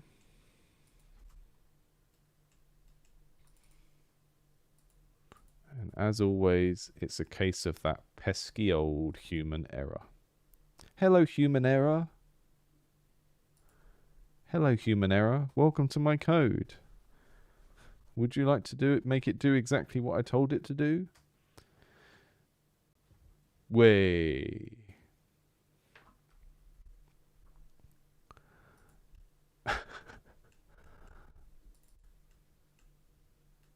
And then how do you check if something rounds to a particular... Basically, I want to, every time it's going up, I want to trigger a sound, but I probably don't want to do that every single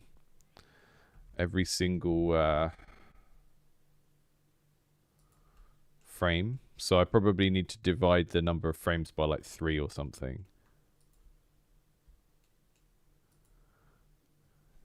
I think you check if a number divided by 3 and rounded is the same as the number divided by 3, and that checks if it's a multiple of 3. Is that how you do it?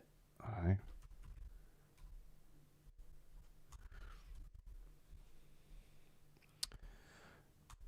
A coin priority. No, we're going to do a bip.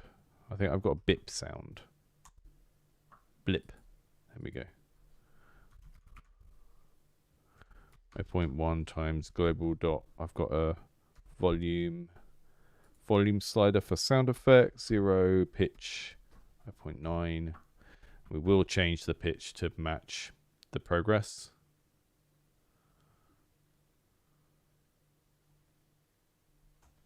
Ah, okay. Set that up here.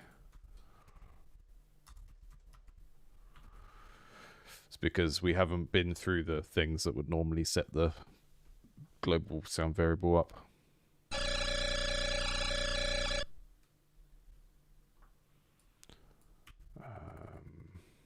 Modulo. I don't know. Let's just type it in and see. What's mod? Unset mod.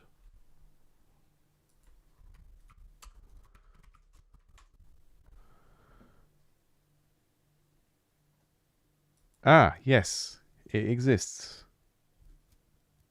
You can use a percentage sign.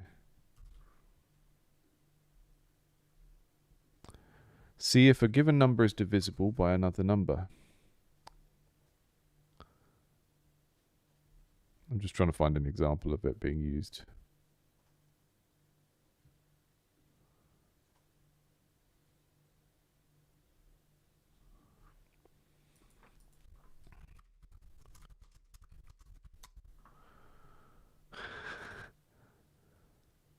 I'm glad.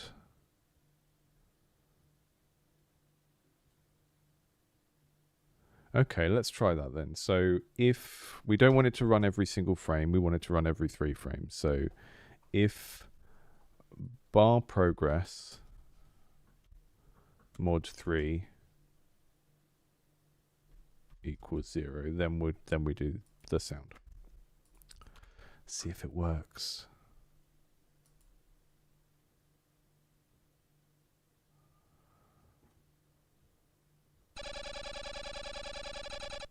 Yes. Well done. Thank you for that. I'm going to make it really quiet for the time being because it's going to be irritating while we're working on it. And then I'm going to modulate the pitch based on where we are. So var pitch mod equals, and I don't want this to be a full 1. But we just want to add a bit to the pitch as it gets higher. So equals bar progress divided by, is it bar max?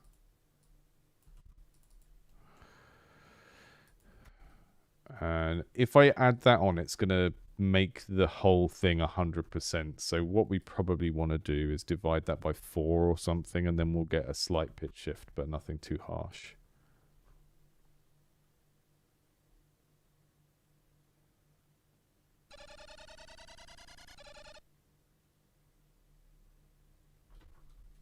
Maybe if we start a bit lower. This, yeah, that math is going to open all sorts of dark magic. Because you could have one sound effect running at modulo 3 frames and one running at modulo 4. And you could do some weird polyrhythmic stuff with it. It feels like there should be a gap between filling up the bar once and another time, but I'm not going to do that today.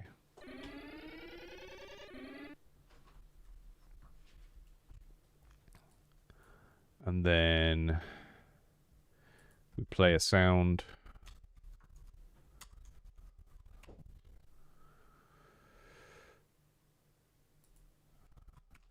We've got quite a lot of sounds in here at the moment that I've gradually added. We should find the fairies in a bit because my kids made like 30. I just put them in front of the microphone and made them make fairy noises for a while. So I've got all of this. I have so many fairy sounds, I had to give it its own asset folder. It's just like...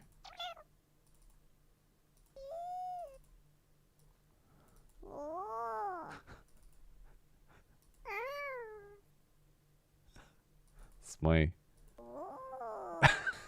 my kids making like Yoda noises for fairies. So the fairies make those noises, and then occasionally when they're flying, they also do these like jingle bells. Really, really encourage people to make your own sound effects, because you get to something that resembles the thing in your head so much quicker than you do trawling through libraries, even if you're just making stuff with your mouth in front of a mic, going... It works better if you've got a goofy game, because it doesn't matter so much if you have mouth sound effects in a game if it's kind of goofy.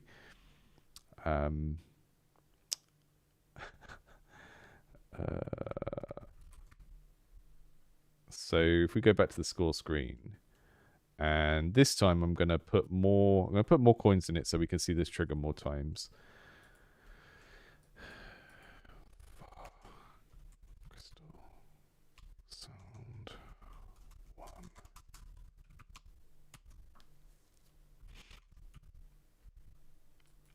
So I'm going to take those fairy sounds, not the giggling, just like the jangle sound, and I'll layer that into our scoring sound for when we get a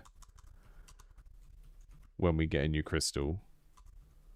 When there's like an important sound, I like to layer things up.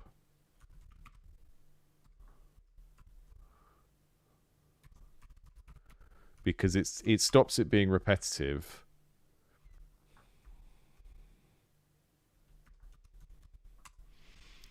So we'll have a randomized jingle jangle type sound, and then maybe the coin sound as well.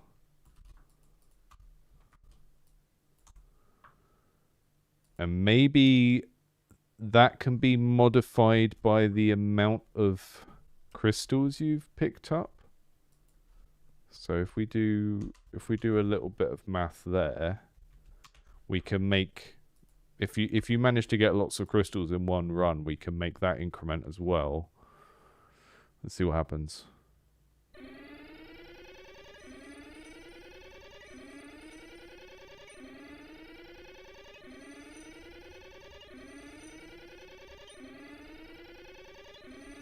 Okay, so turn the volume down on the jingle because that's background, and then make the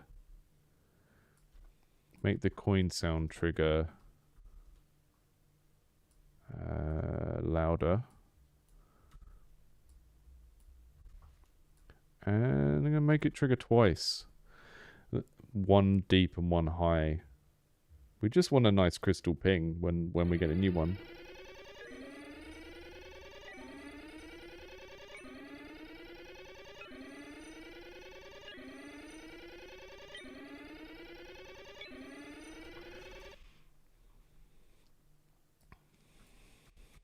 It's getting there. I'm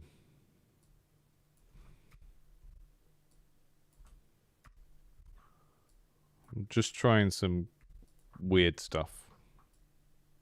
Just like multiple pitch shifts that go in different directions as the number goes up. This is...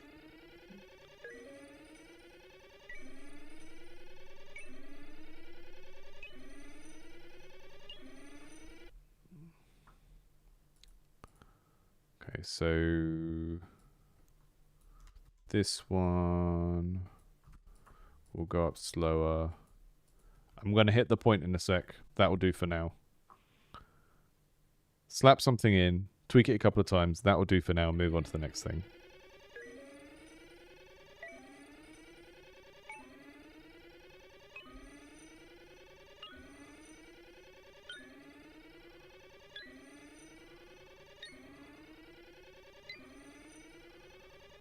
Yeah. We got 9 crystals.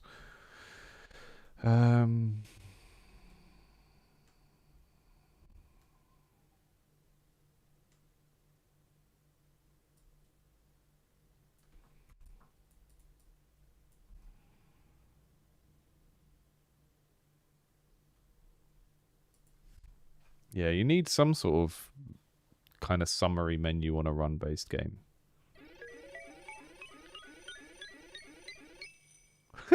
That was fun. Yeah.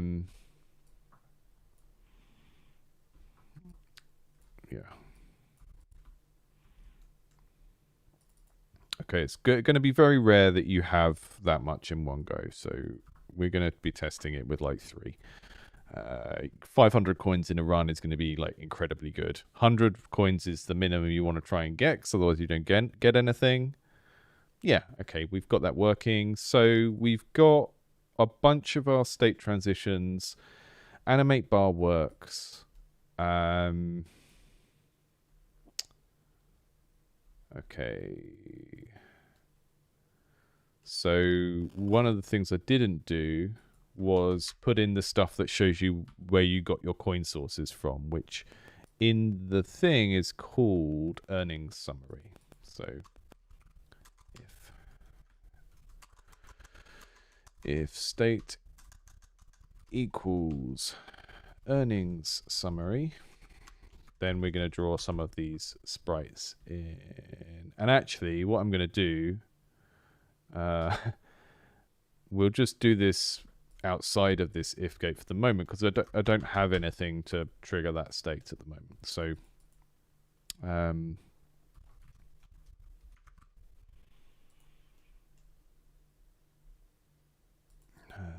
we'll say var e x equals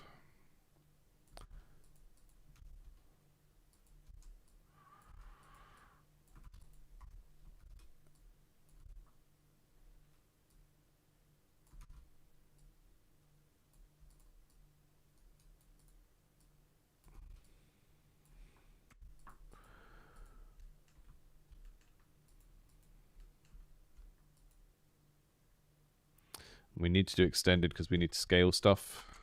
So I need to do this extended function for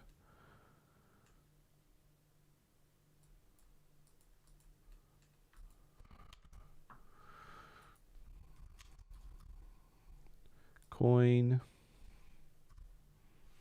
subimage 1 e underscore x e underscore y. What's our scale variables? Underscore sc.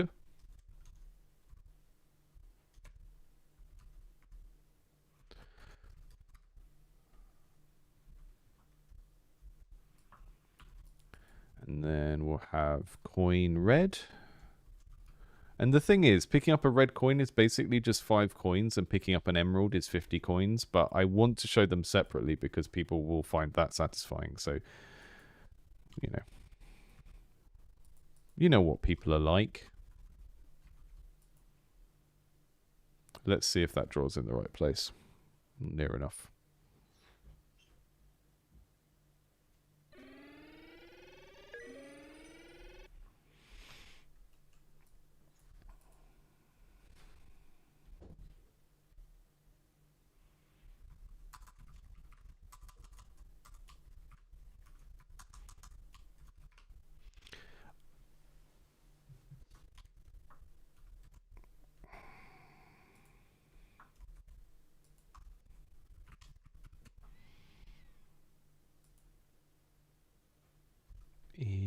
X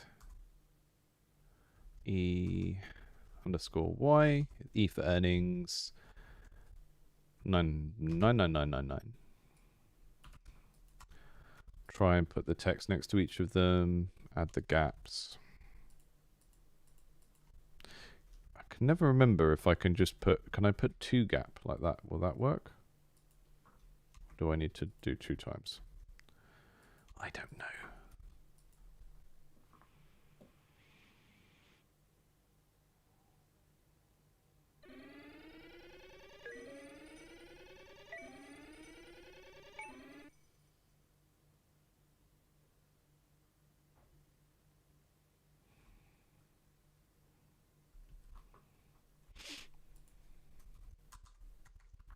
Draw set alpha equals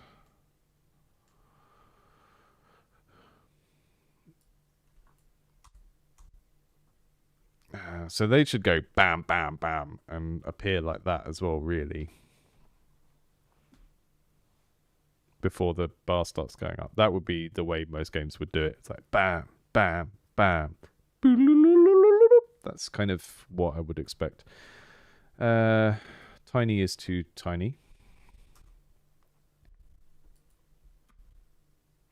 Smaller.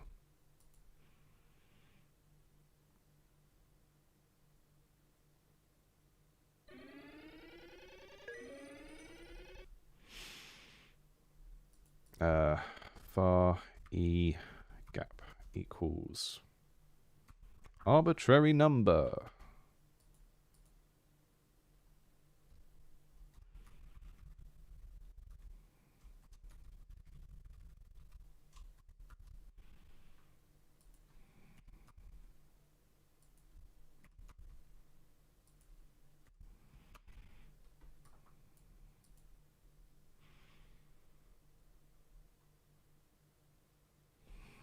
Okay, and let's make that half as much, see what happens.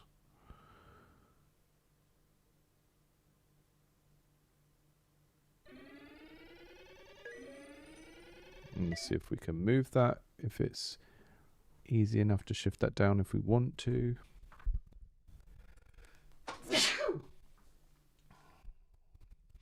Big sneeze. Okay, that's too far down. And then I need a space for if you've collected the relic that gives you cash for relics. I need a space for that underneath this. And then they need to come in one by one.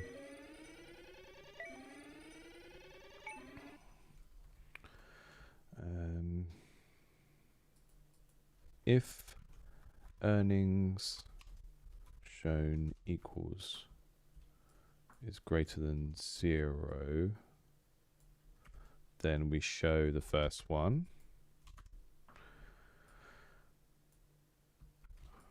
Okay.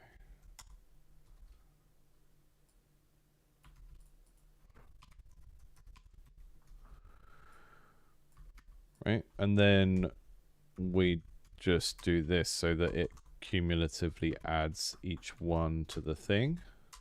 I think that's a sensible way of doing it.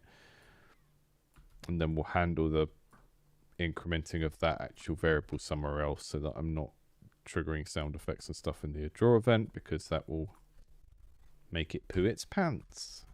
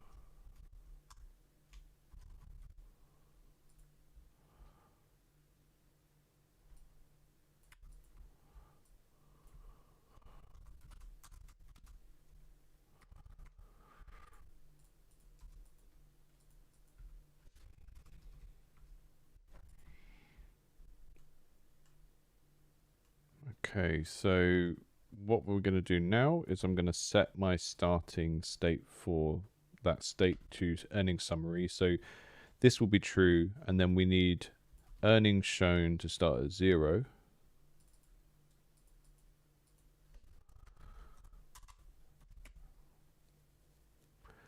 And then when we're in the earnings summary state,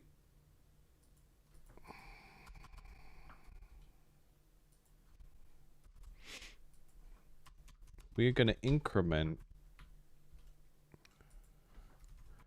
earnings shown by a tiny amount.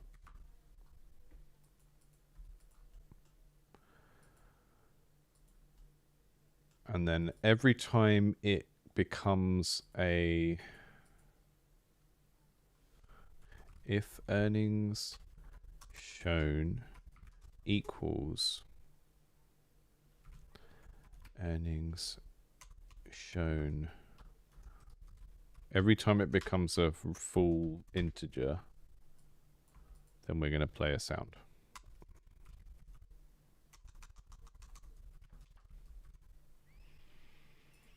I'll just go into the animate bar thing and grab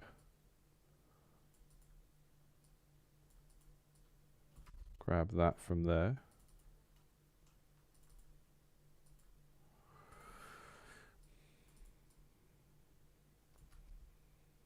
So we're using this as a little timer.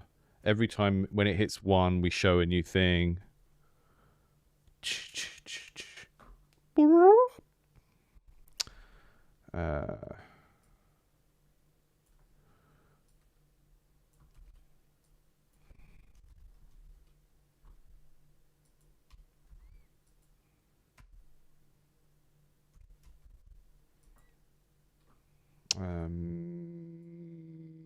Don't know if that'll do it. We'll try it.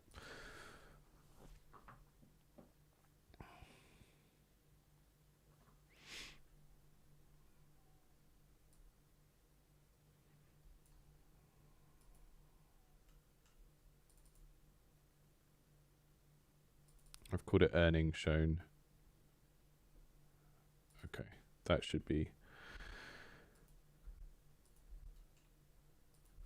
just calling things different things in different places. That's my thing today.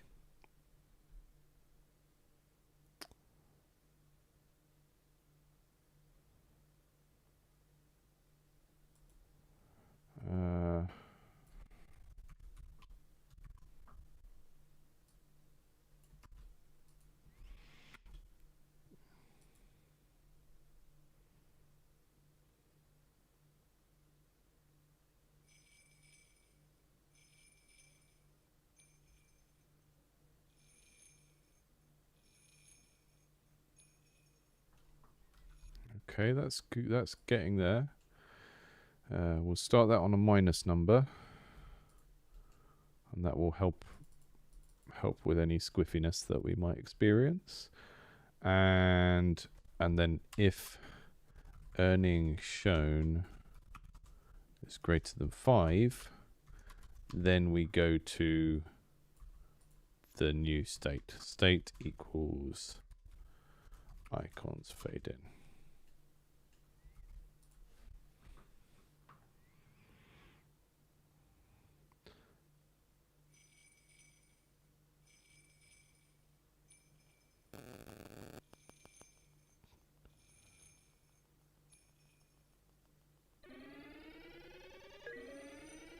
It's all a bit slow, but some of that can be tweaked pretty easily later on. Okay, 0, 1, 2, that's 4, that should be 3. And then I think these should have like slightly booming sounds to them. So I don't know what sound I've got that fits that.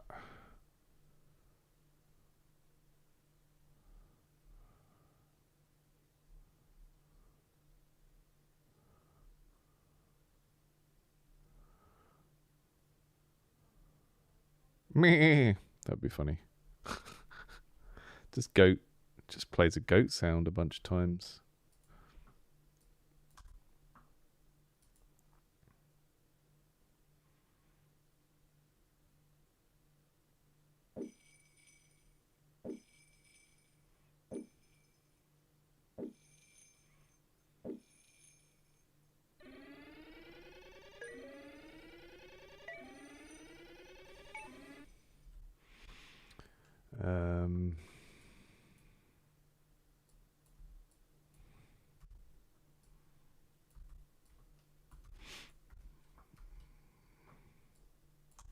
Want a more boomy sound. I've got like a...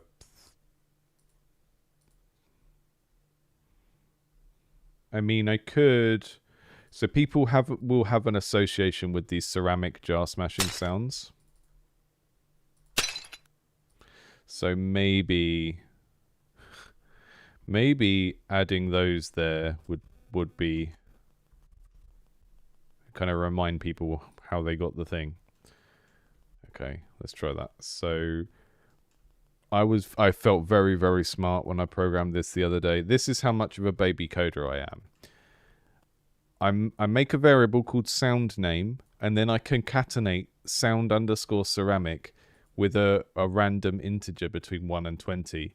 And that gives me a reference to any one of these assets, and then I can play a random one of those sounds. Before, I would have done a choose function and typed in the name of every single one. Not anymore, because now I can code good. Let's go back to score screen. And take that in, and each of these little things will now play a ceramic smash sound. I don't know if that really makes that much sense in context, but it is the sound that you associate with collecting the treasure in the dungeon. So, you know.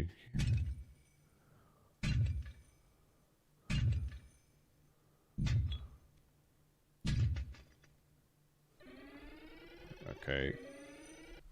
Cool. And then we're gonna put a variable here that is like has relic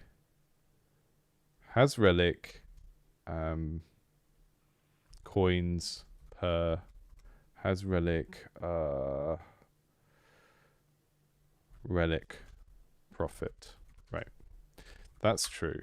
Has relic cheaper crystals equals true.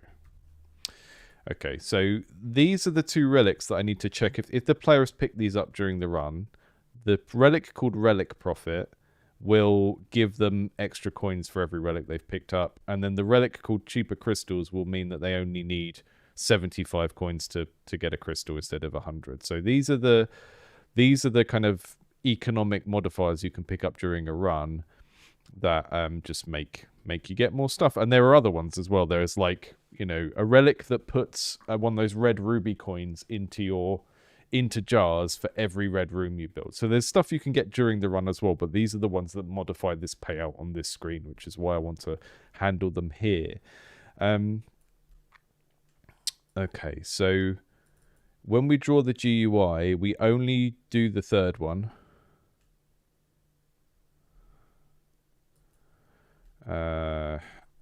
And relic has relic equals true, else if has relic is false,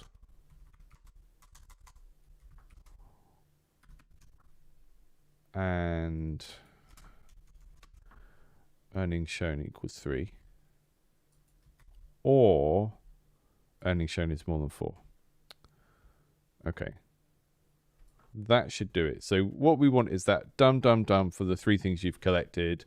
The extra one comes in if you've got that relic. If you haven't got that relic, then the last one is skipped. So you don't even know about it until you've got that relic. So that's what you'll see if you get the relic. But now we're stuck. That's funny.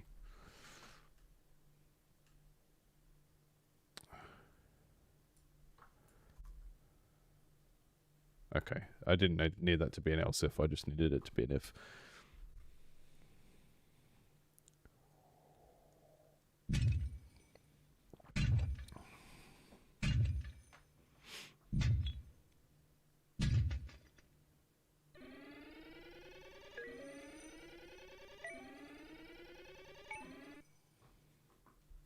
And then I just check it when I've got this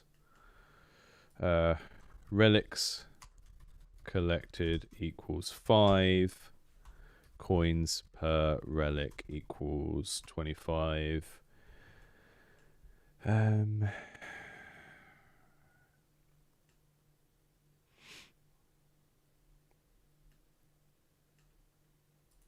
And that makes me wonder, I should actually have the coin amount.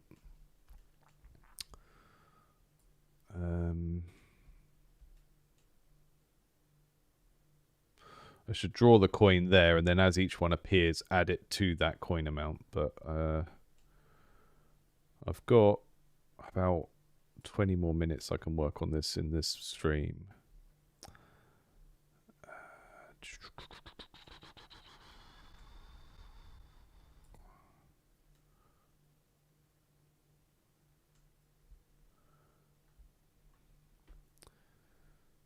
So what I'm going to do is I'm going to take the coin and crystal icons out of context and just make them appear the whole time for the time being, I think. And then where's the text? The text for the coin amount needs to come out of there as well. I'm glad I labeled everything the way I did with the comments because it's helpful. Okay, so coin deposit should start at 0.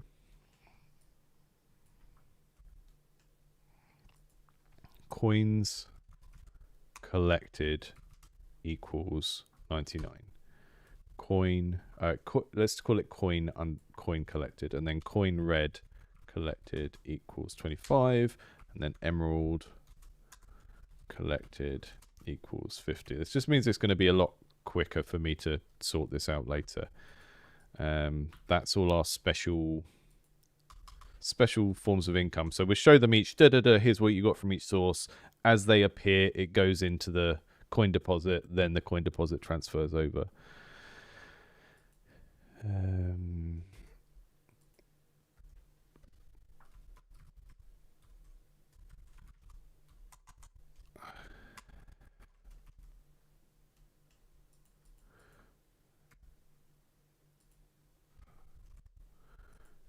If that is true, then that's 25. Come back to that later. That can be false for now. Okay.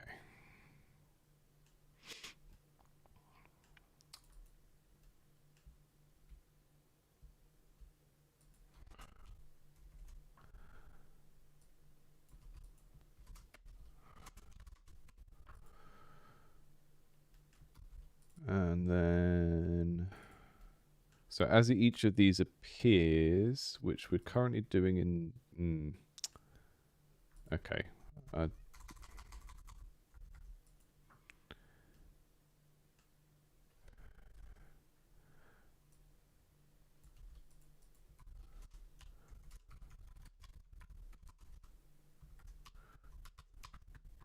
Coin deposit plus equals coin collected. If this works first time, I'll be very pleased.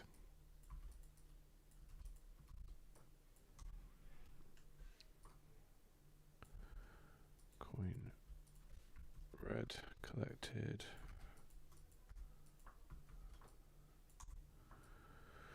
Great thing about this screen is there's just no player input, so I don't have to really capture strange things that players could do to break this. If earnings so reigned and has relic profit.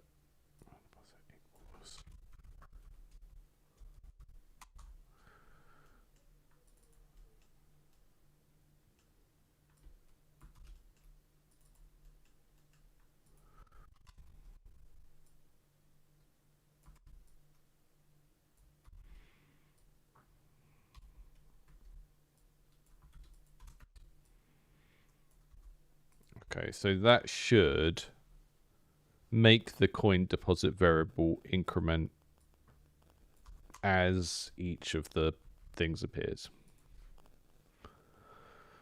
Let's see.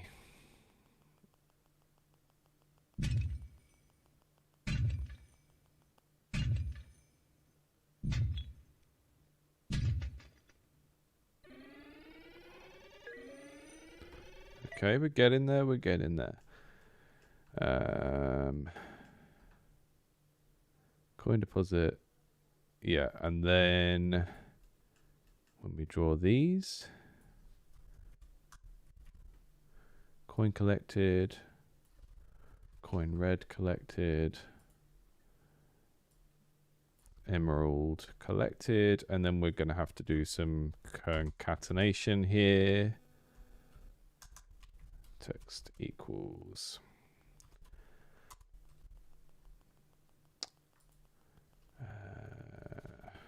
something times something, which will be relics collected times per coins per relic.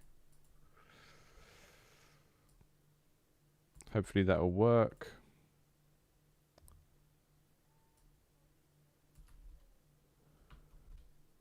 See if that works.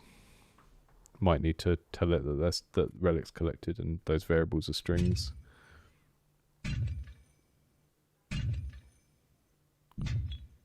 It's one step out of sync. Will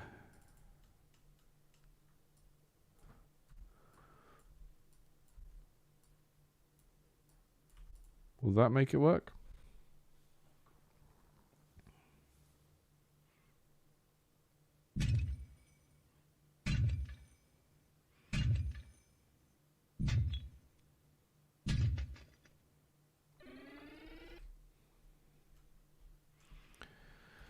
And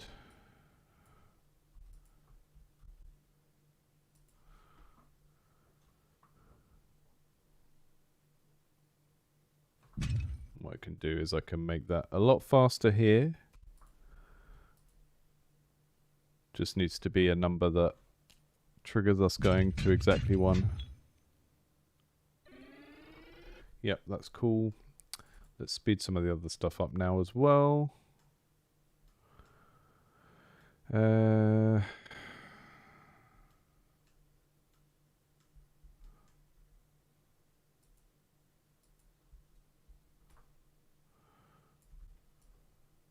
So the coin icon is basically going to stay there until we get to, which state is it?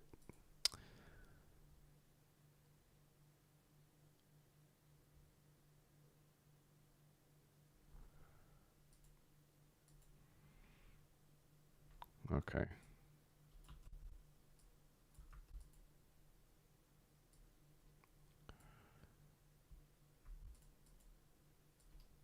Coin.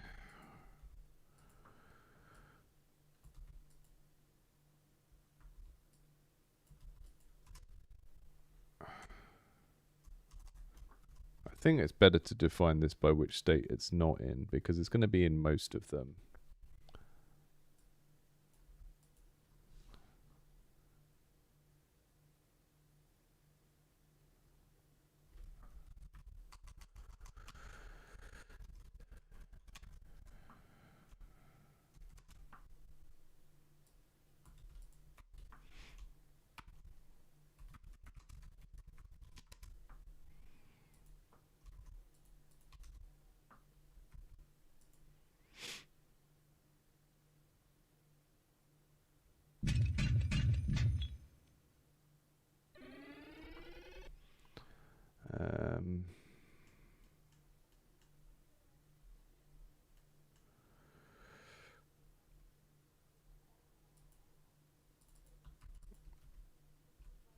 What I'm looking for is icons alpha. Where are we changing icons alpha? Because it changes too slow. I know I only did this a minute ago, but I have no memory. Okay, there we go. 67. Let's speed it up 500%. Oh, I'm going to have to log off soon. I've got a meeting to go to, but I hope everyone has a good rest of the day. I will tweak this in the evening probably, and then So the text under the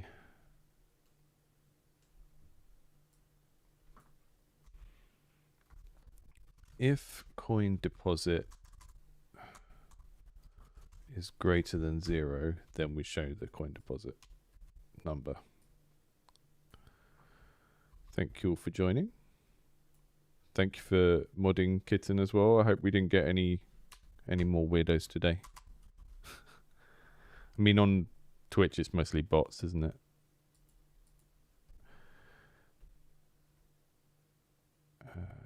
Only show coin deposit amount when it's not 0. One robot.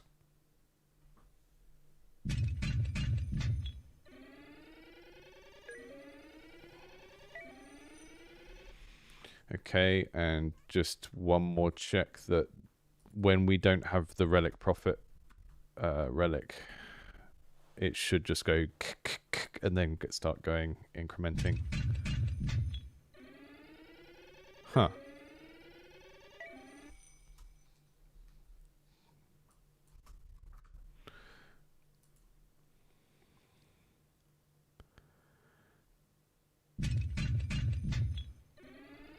I need them to stay up there for a while, I think.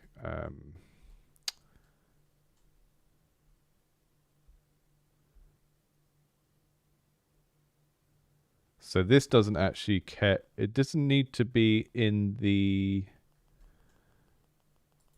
Okay.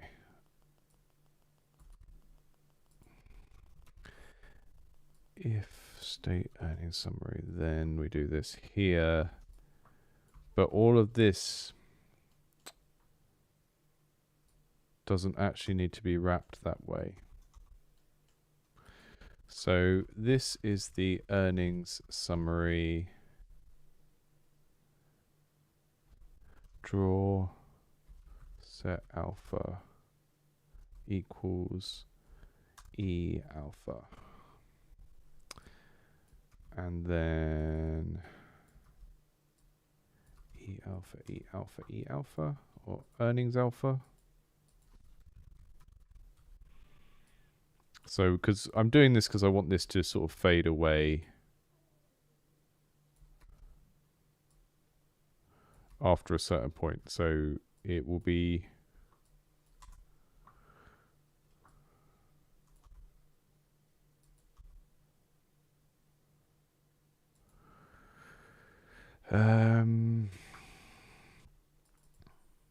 so earnings alpha is initially 1. And then when we go to the bit where the bar is going up,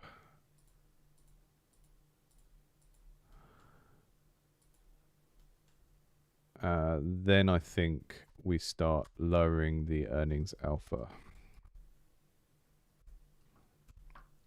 I think. Yeah, I'm sorry about my lack of semicolons.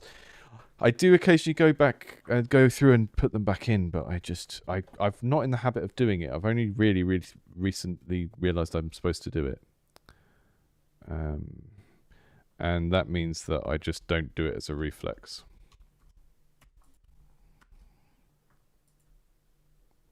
So I have to still have to consciously remember to do it, and it's like a bad habit after about 5 years of not doing it. Okay, that's nearly right. We just need to make sure that we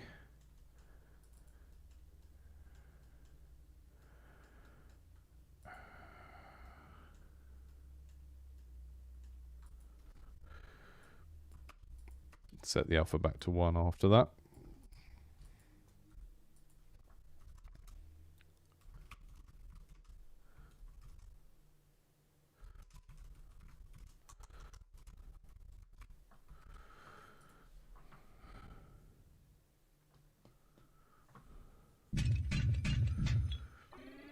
The problem with valid GML is it's just teaching me bad habits for elsewhere, but, you know, hey, we all have neuroplasticity and can learn to do stuff differently eventually. My first programming language was BASIC, and then I did no proper programming for about 20 years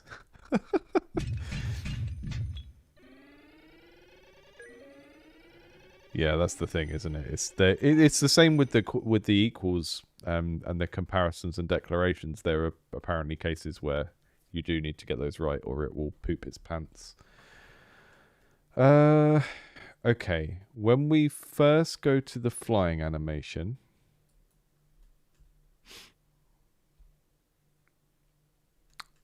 okay. If instance number, is that how I count how many there are of something? Yes. Okay.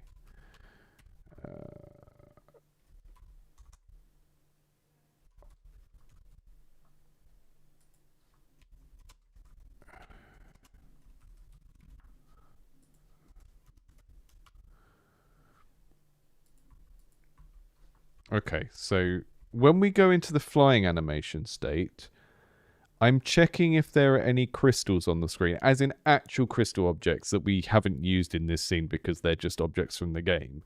And we're checking if the player should have some crystals, and then we're going to make them at the point where the crystal is, hide that, and then like shoot them off in the top of the screen. I think that will give the effect that I want. Not totally sure yet.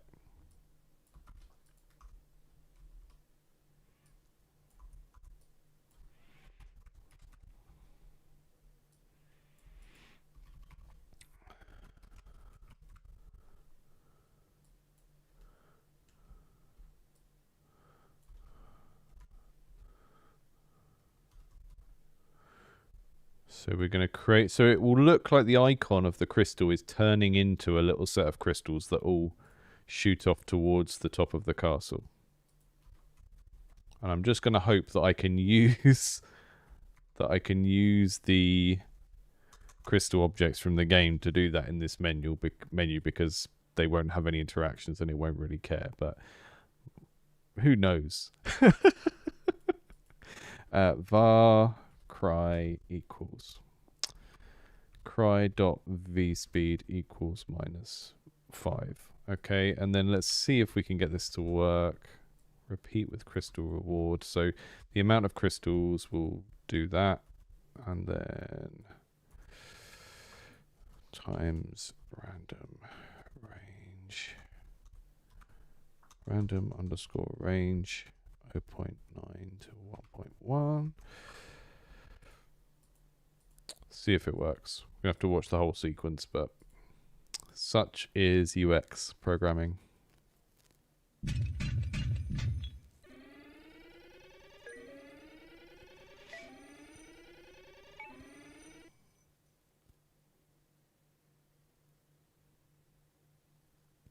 Okay, that's not going to work. But that's fine, because I can make...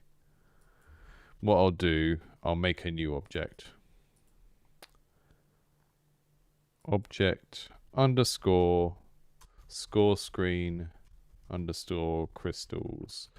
And that will need the crystal sprite. And then create object underscore score screen underscore lem.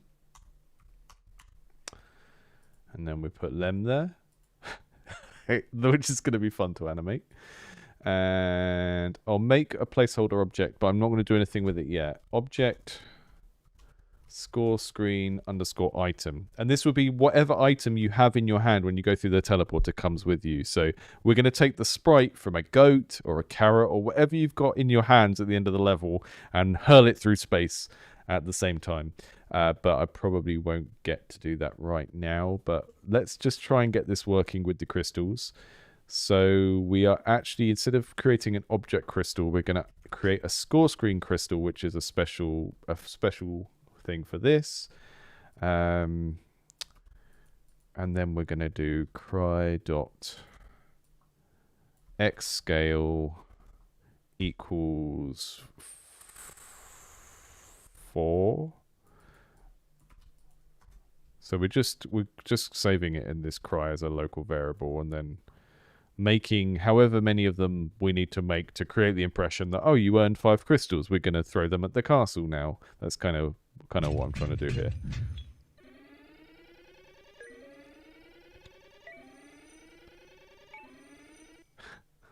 The invisible rabbit. Okay, and okay, I don't have anything tied to V-speed, but that's okay because I can do it in the crystal object. And again, because so much of what I'm doing,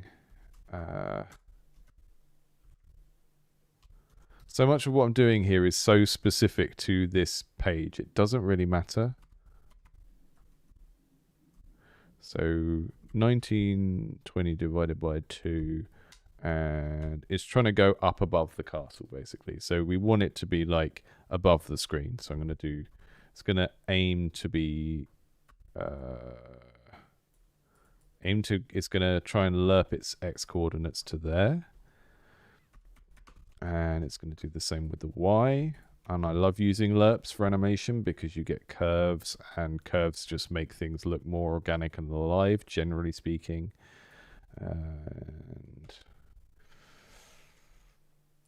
I think the y is going to happen more slowly than the x. And then x scale equals y, image. I'm going to shrink it as well. Var equals no, image y scale equals x scale, and then lerp this.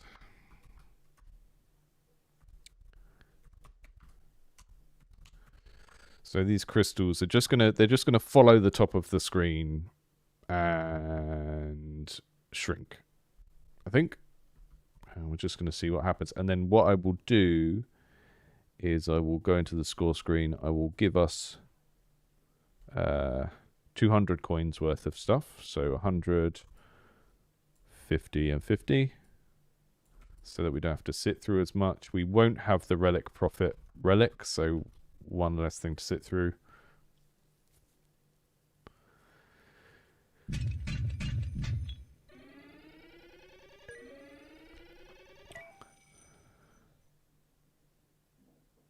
Interesting. Not really what I was going for.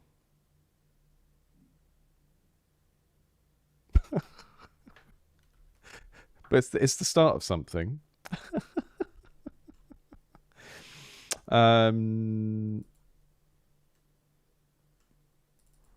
It's a did I do it? I did it in the draw event as well, didn't I? That's terrible. What kind of... Right. Oh, it's because I didn't change this.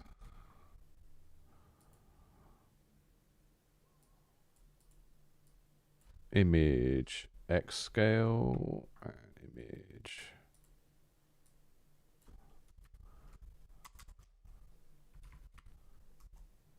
Right, got to head out the door in a moment. We're going to make a lem as well.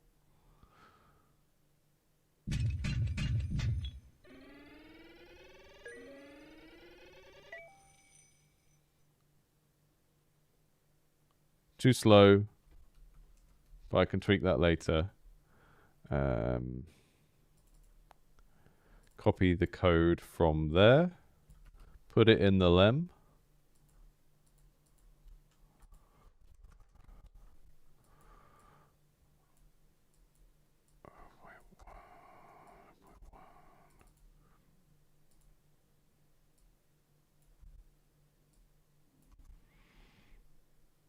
And let's have him spin as well.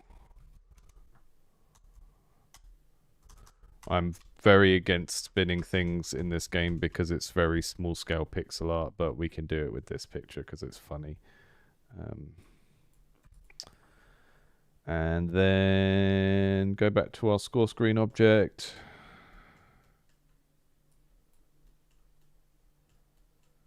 Where's that bit of code? Okay, we do the same thing, but we're going to count. We're going to do the... Oh. We're going to count if there are any lems on the screen. This is such a silly way of doing this, but hey, it works. Is there currently A lem spinning through space. No. Well, you know what to do about it.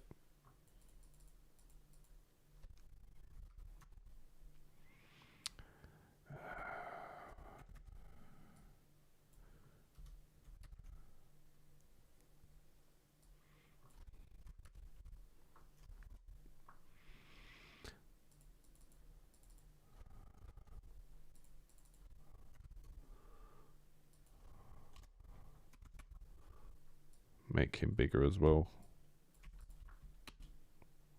Right. Moment of truth and the end of the stream. Doesn't actually transition to the next page, but it kind of gives us the rough idea of what. Ah, no. Right, let me just.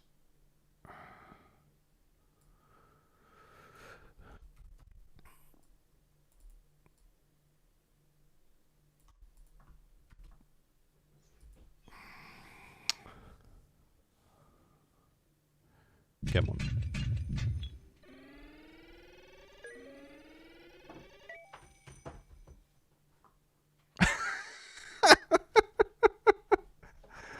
Maybe a bit too big, but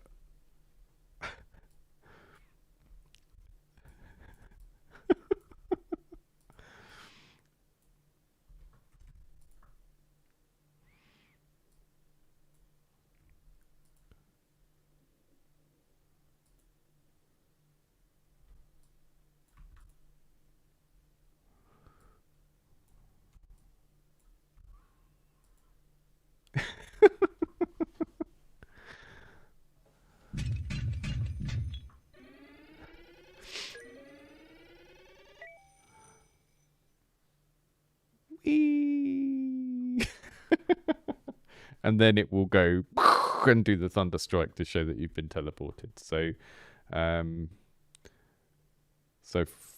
think thunder countdown minus equals 1, and we'll set that as equals 50 here, and then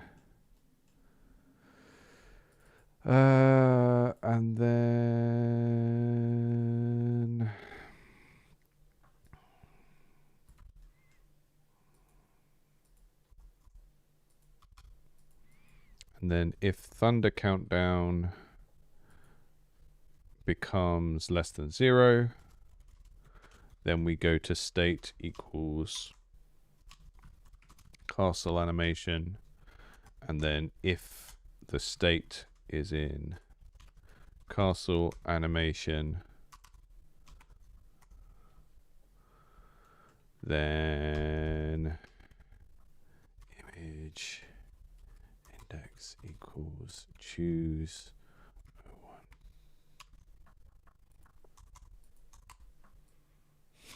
This is going to look bad, but everything we just need it to do for now.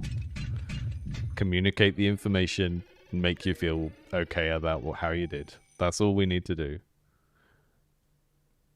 Yeah, so ideally that's going to happen after he's off the screen, because what the impression we're trying to give is that he's flying home, he's been zapped up into the air by this green beam, and then is coming down in that green beam. So I've got a few things to tune here. I will do those on my next session, and then you'll probably see it next time I do a run. But I think I've got all of the components of the kind of flow of this together in terms of the UX. So the other thing we want is like green particle trails coming off him as he flies to help you make the connection of you teleport out the level, you're in a green beam, he's flying through space with this green energy, and then he flies down into the tower. And then when we bring the player back into that castle, which if I just quickly change the level order,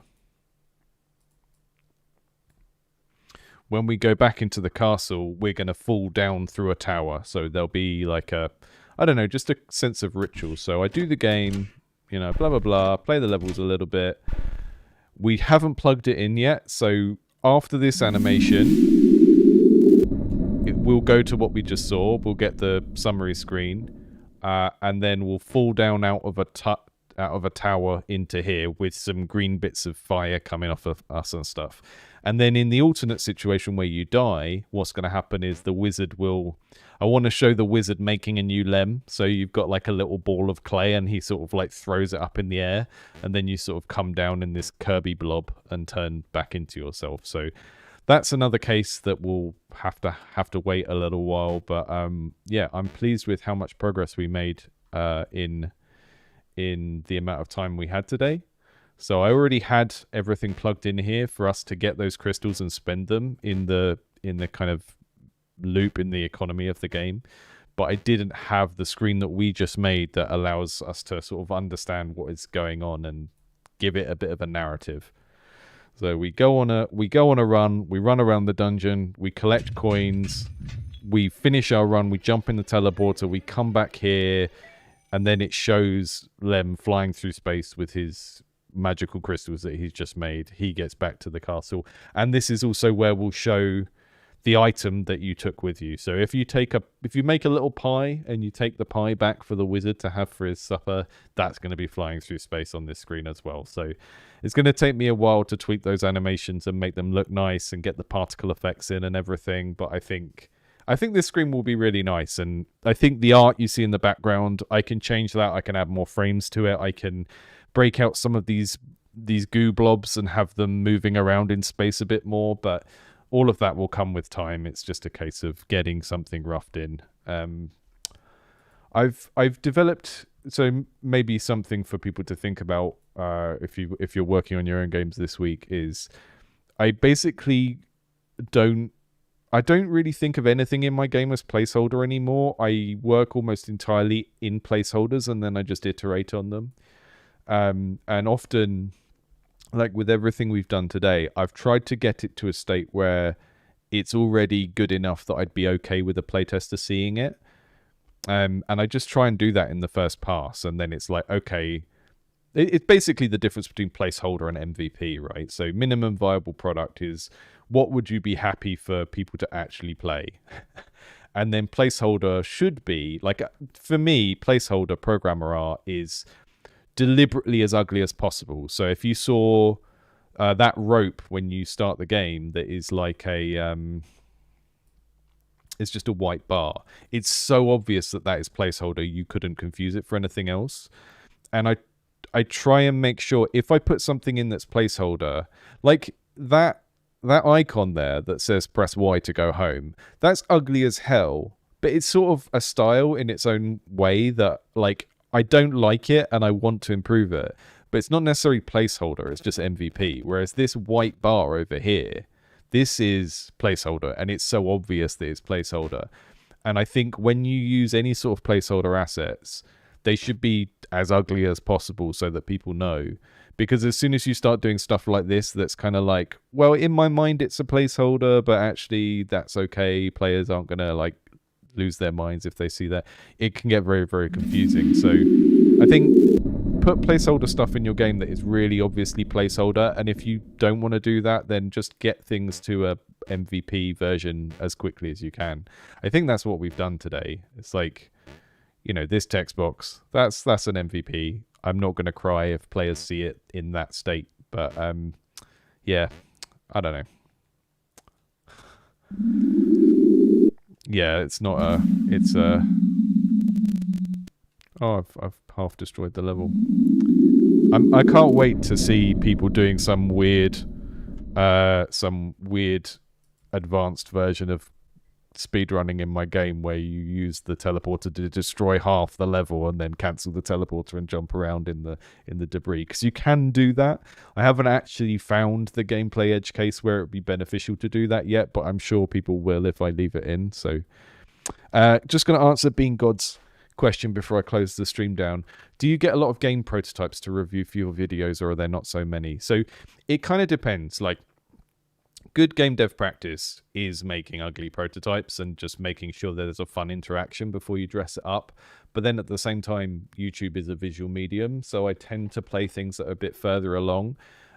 One of the things we can do is if I get a lot of those kind of games in the backlog, then I can do like a special that's specifically on grey box prototypes. So there isn't a hard and fast rule about what games I put in. The only rule is that they can't be finished, and by finished I mean you are charging people for it. So on Indies Under the Knife, the stream I do every Thursday, I play games at pretty much any state of development, but they can't be a commercial demo of a game that actually has a price tag on. They have to still be in development, because that's kind of the unique selling point of the channel, is that I am trying to help people improve their games while they're still actually working on them, because we're living in an age now where you can do that, and it's not totally dependent on you finish a game and then a games critic says this game isn't good, which isn't very helpful unless you get a chance to make a sequel. So the form, if you go on indiegameclinic.com, there's a form to submit games. If you submit like a really ropey grey box prototype that has nothing in, maybe I can do a particular stream that is just focused on games in that state, and then it will kind of feel a bit better rather than jumping between that and something really polished, which is kind of confusing for viewers as well. But yeah, maybe better practice to put all the grey box ones together. So submit whatever you've got. The only things I don't tend to stream on that stream are things that have actually been commercially released. So right, hope you all have a good day. Good luck with whatever you're doing, and thanks for joining today. And I'm very pleased with how quickly we got that done. It's really, really helpful doing these streams, having a little time limit to try and get something to a point where it's like almost there, and then I can do all the boring tweaking elsewhere. So thank you for your help today, and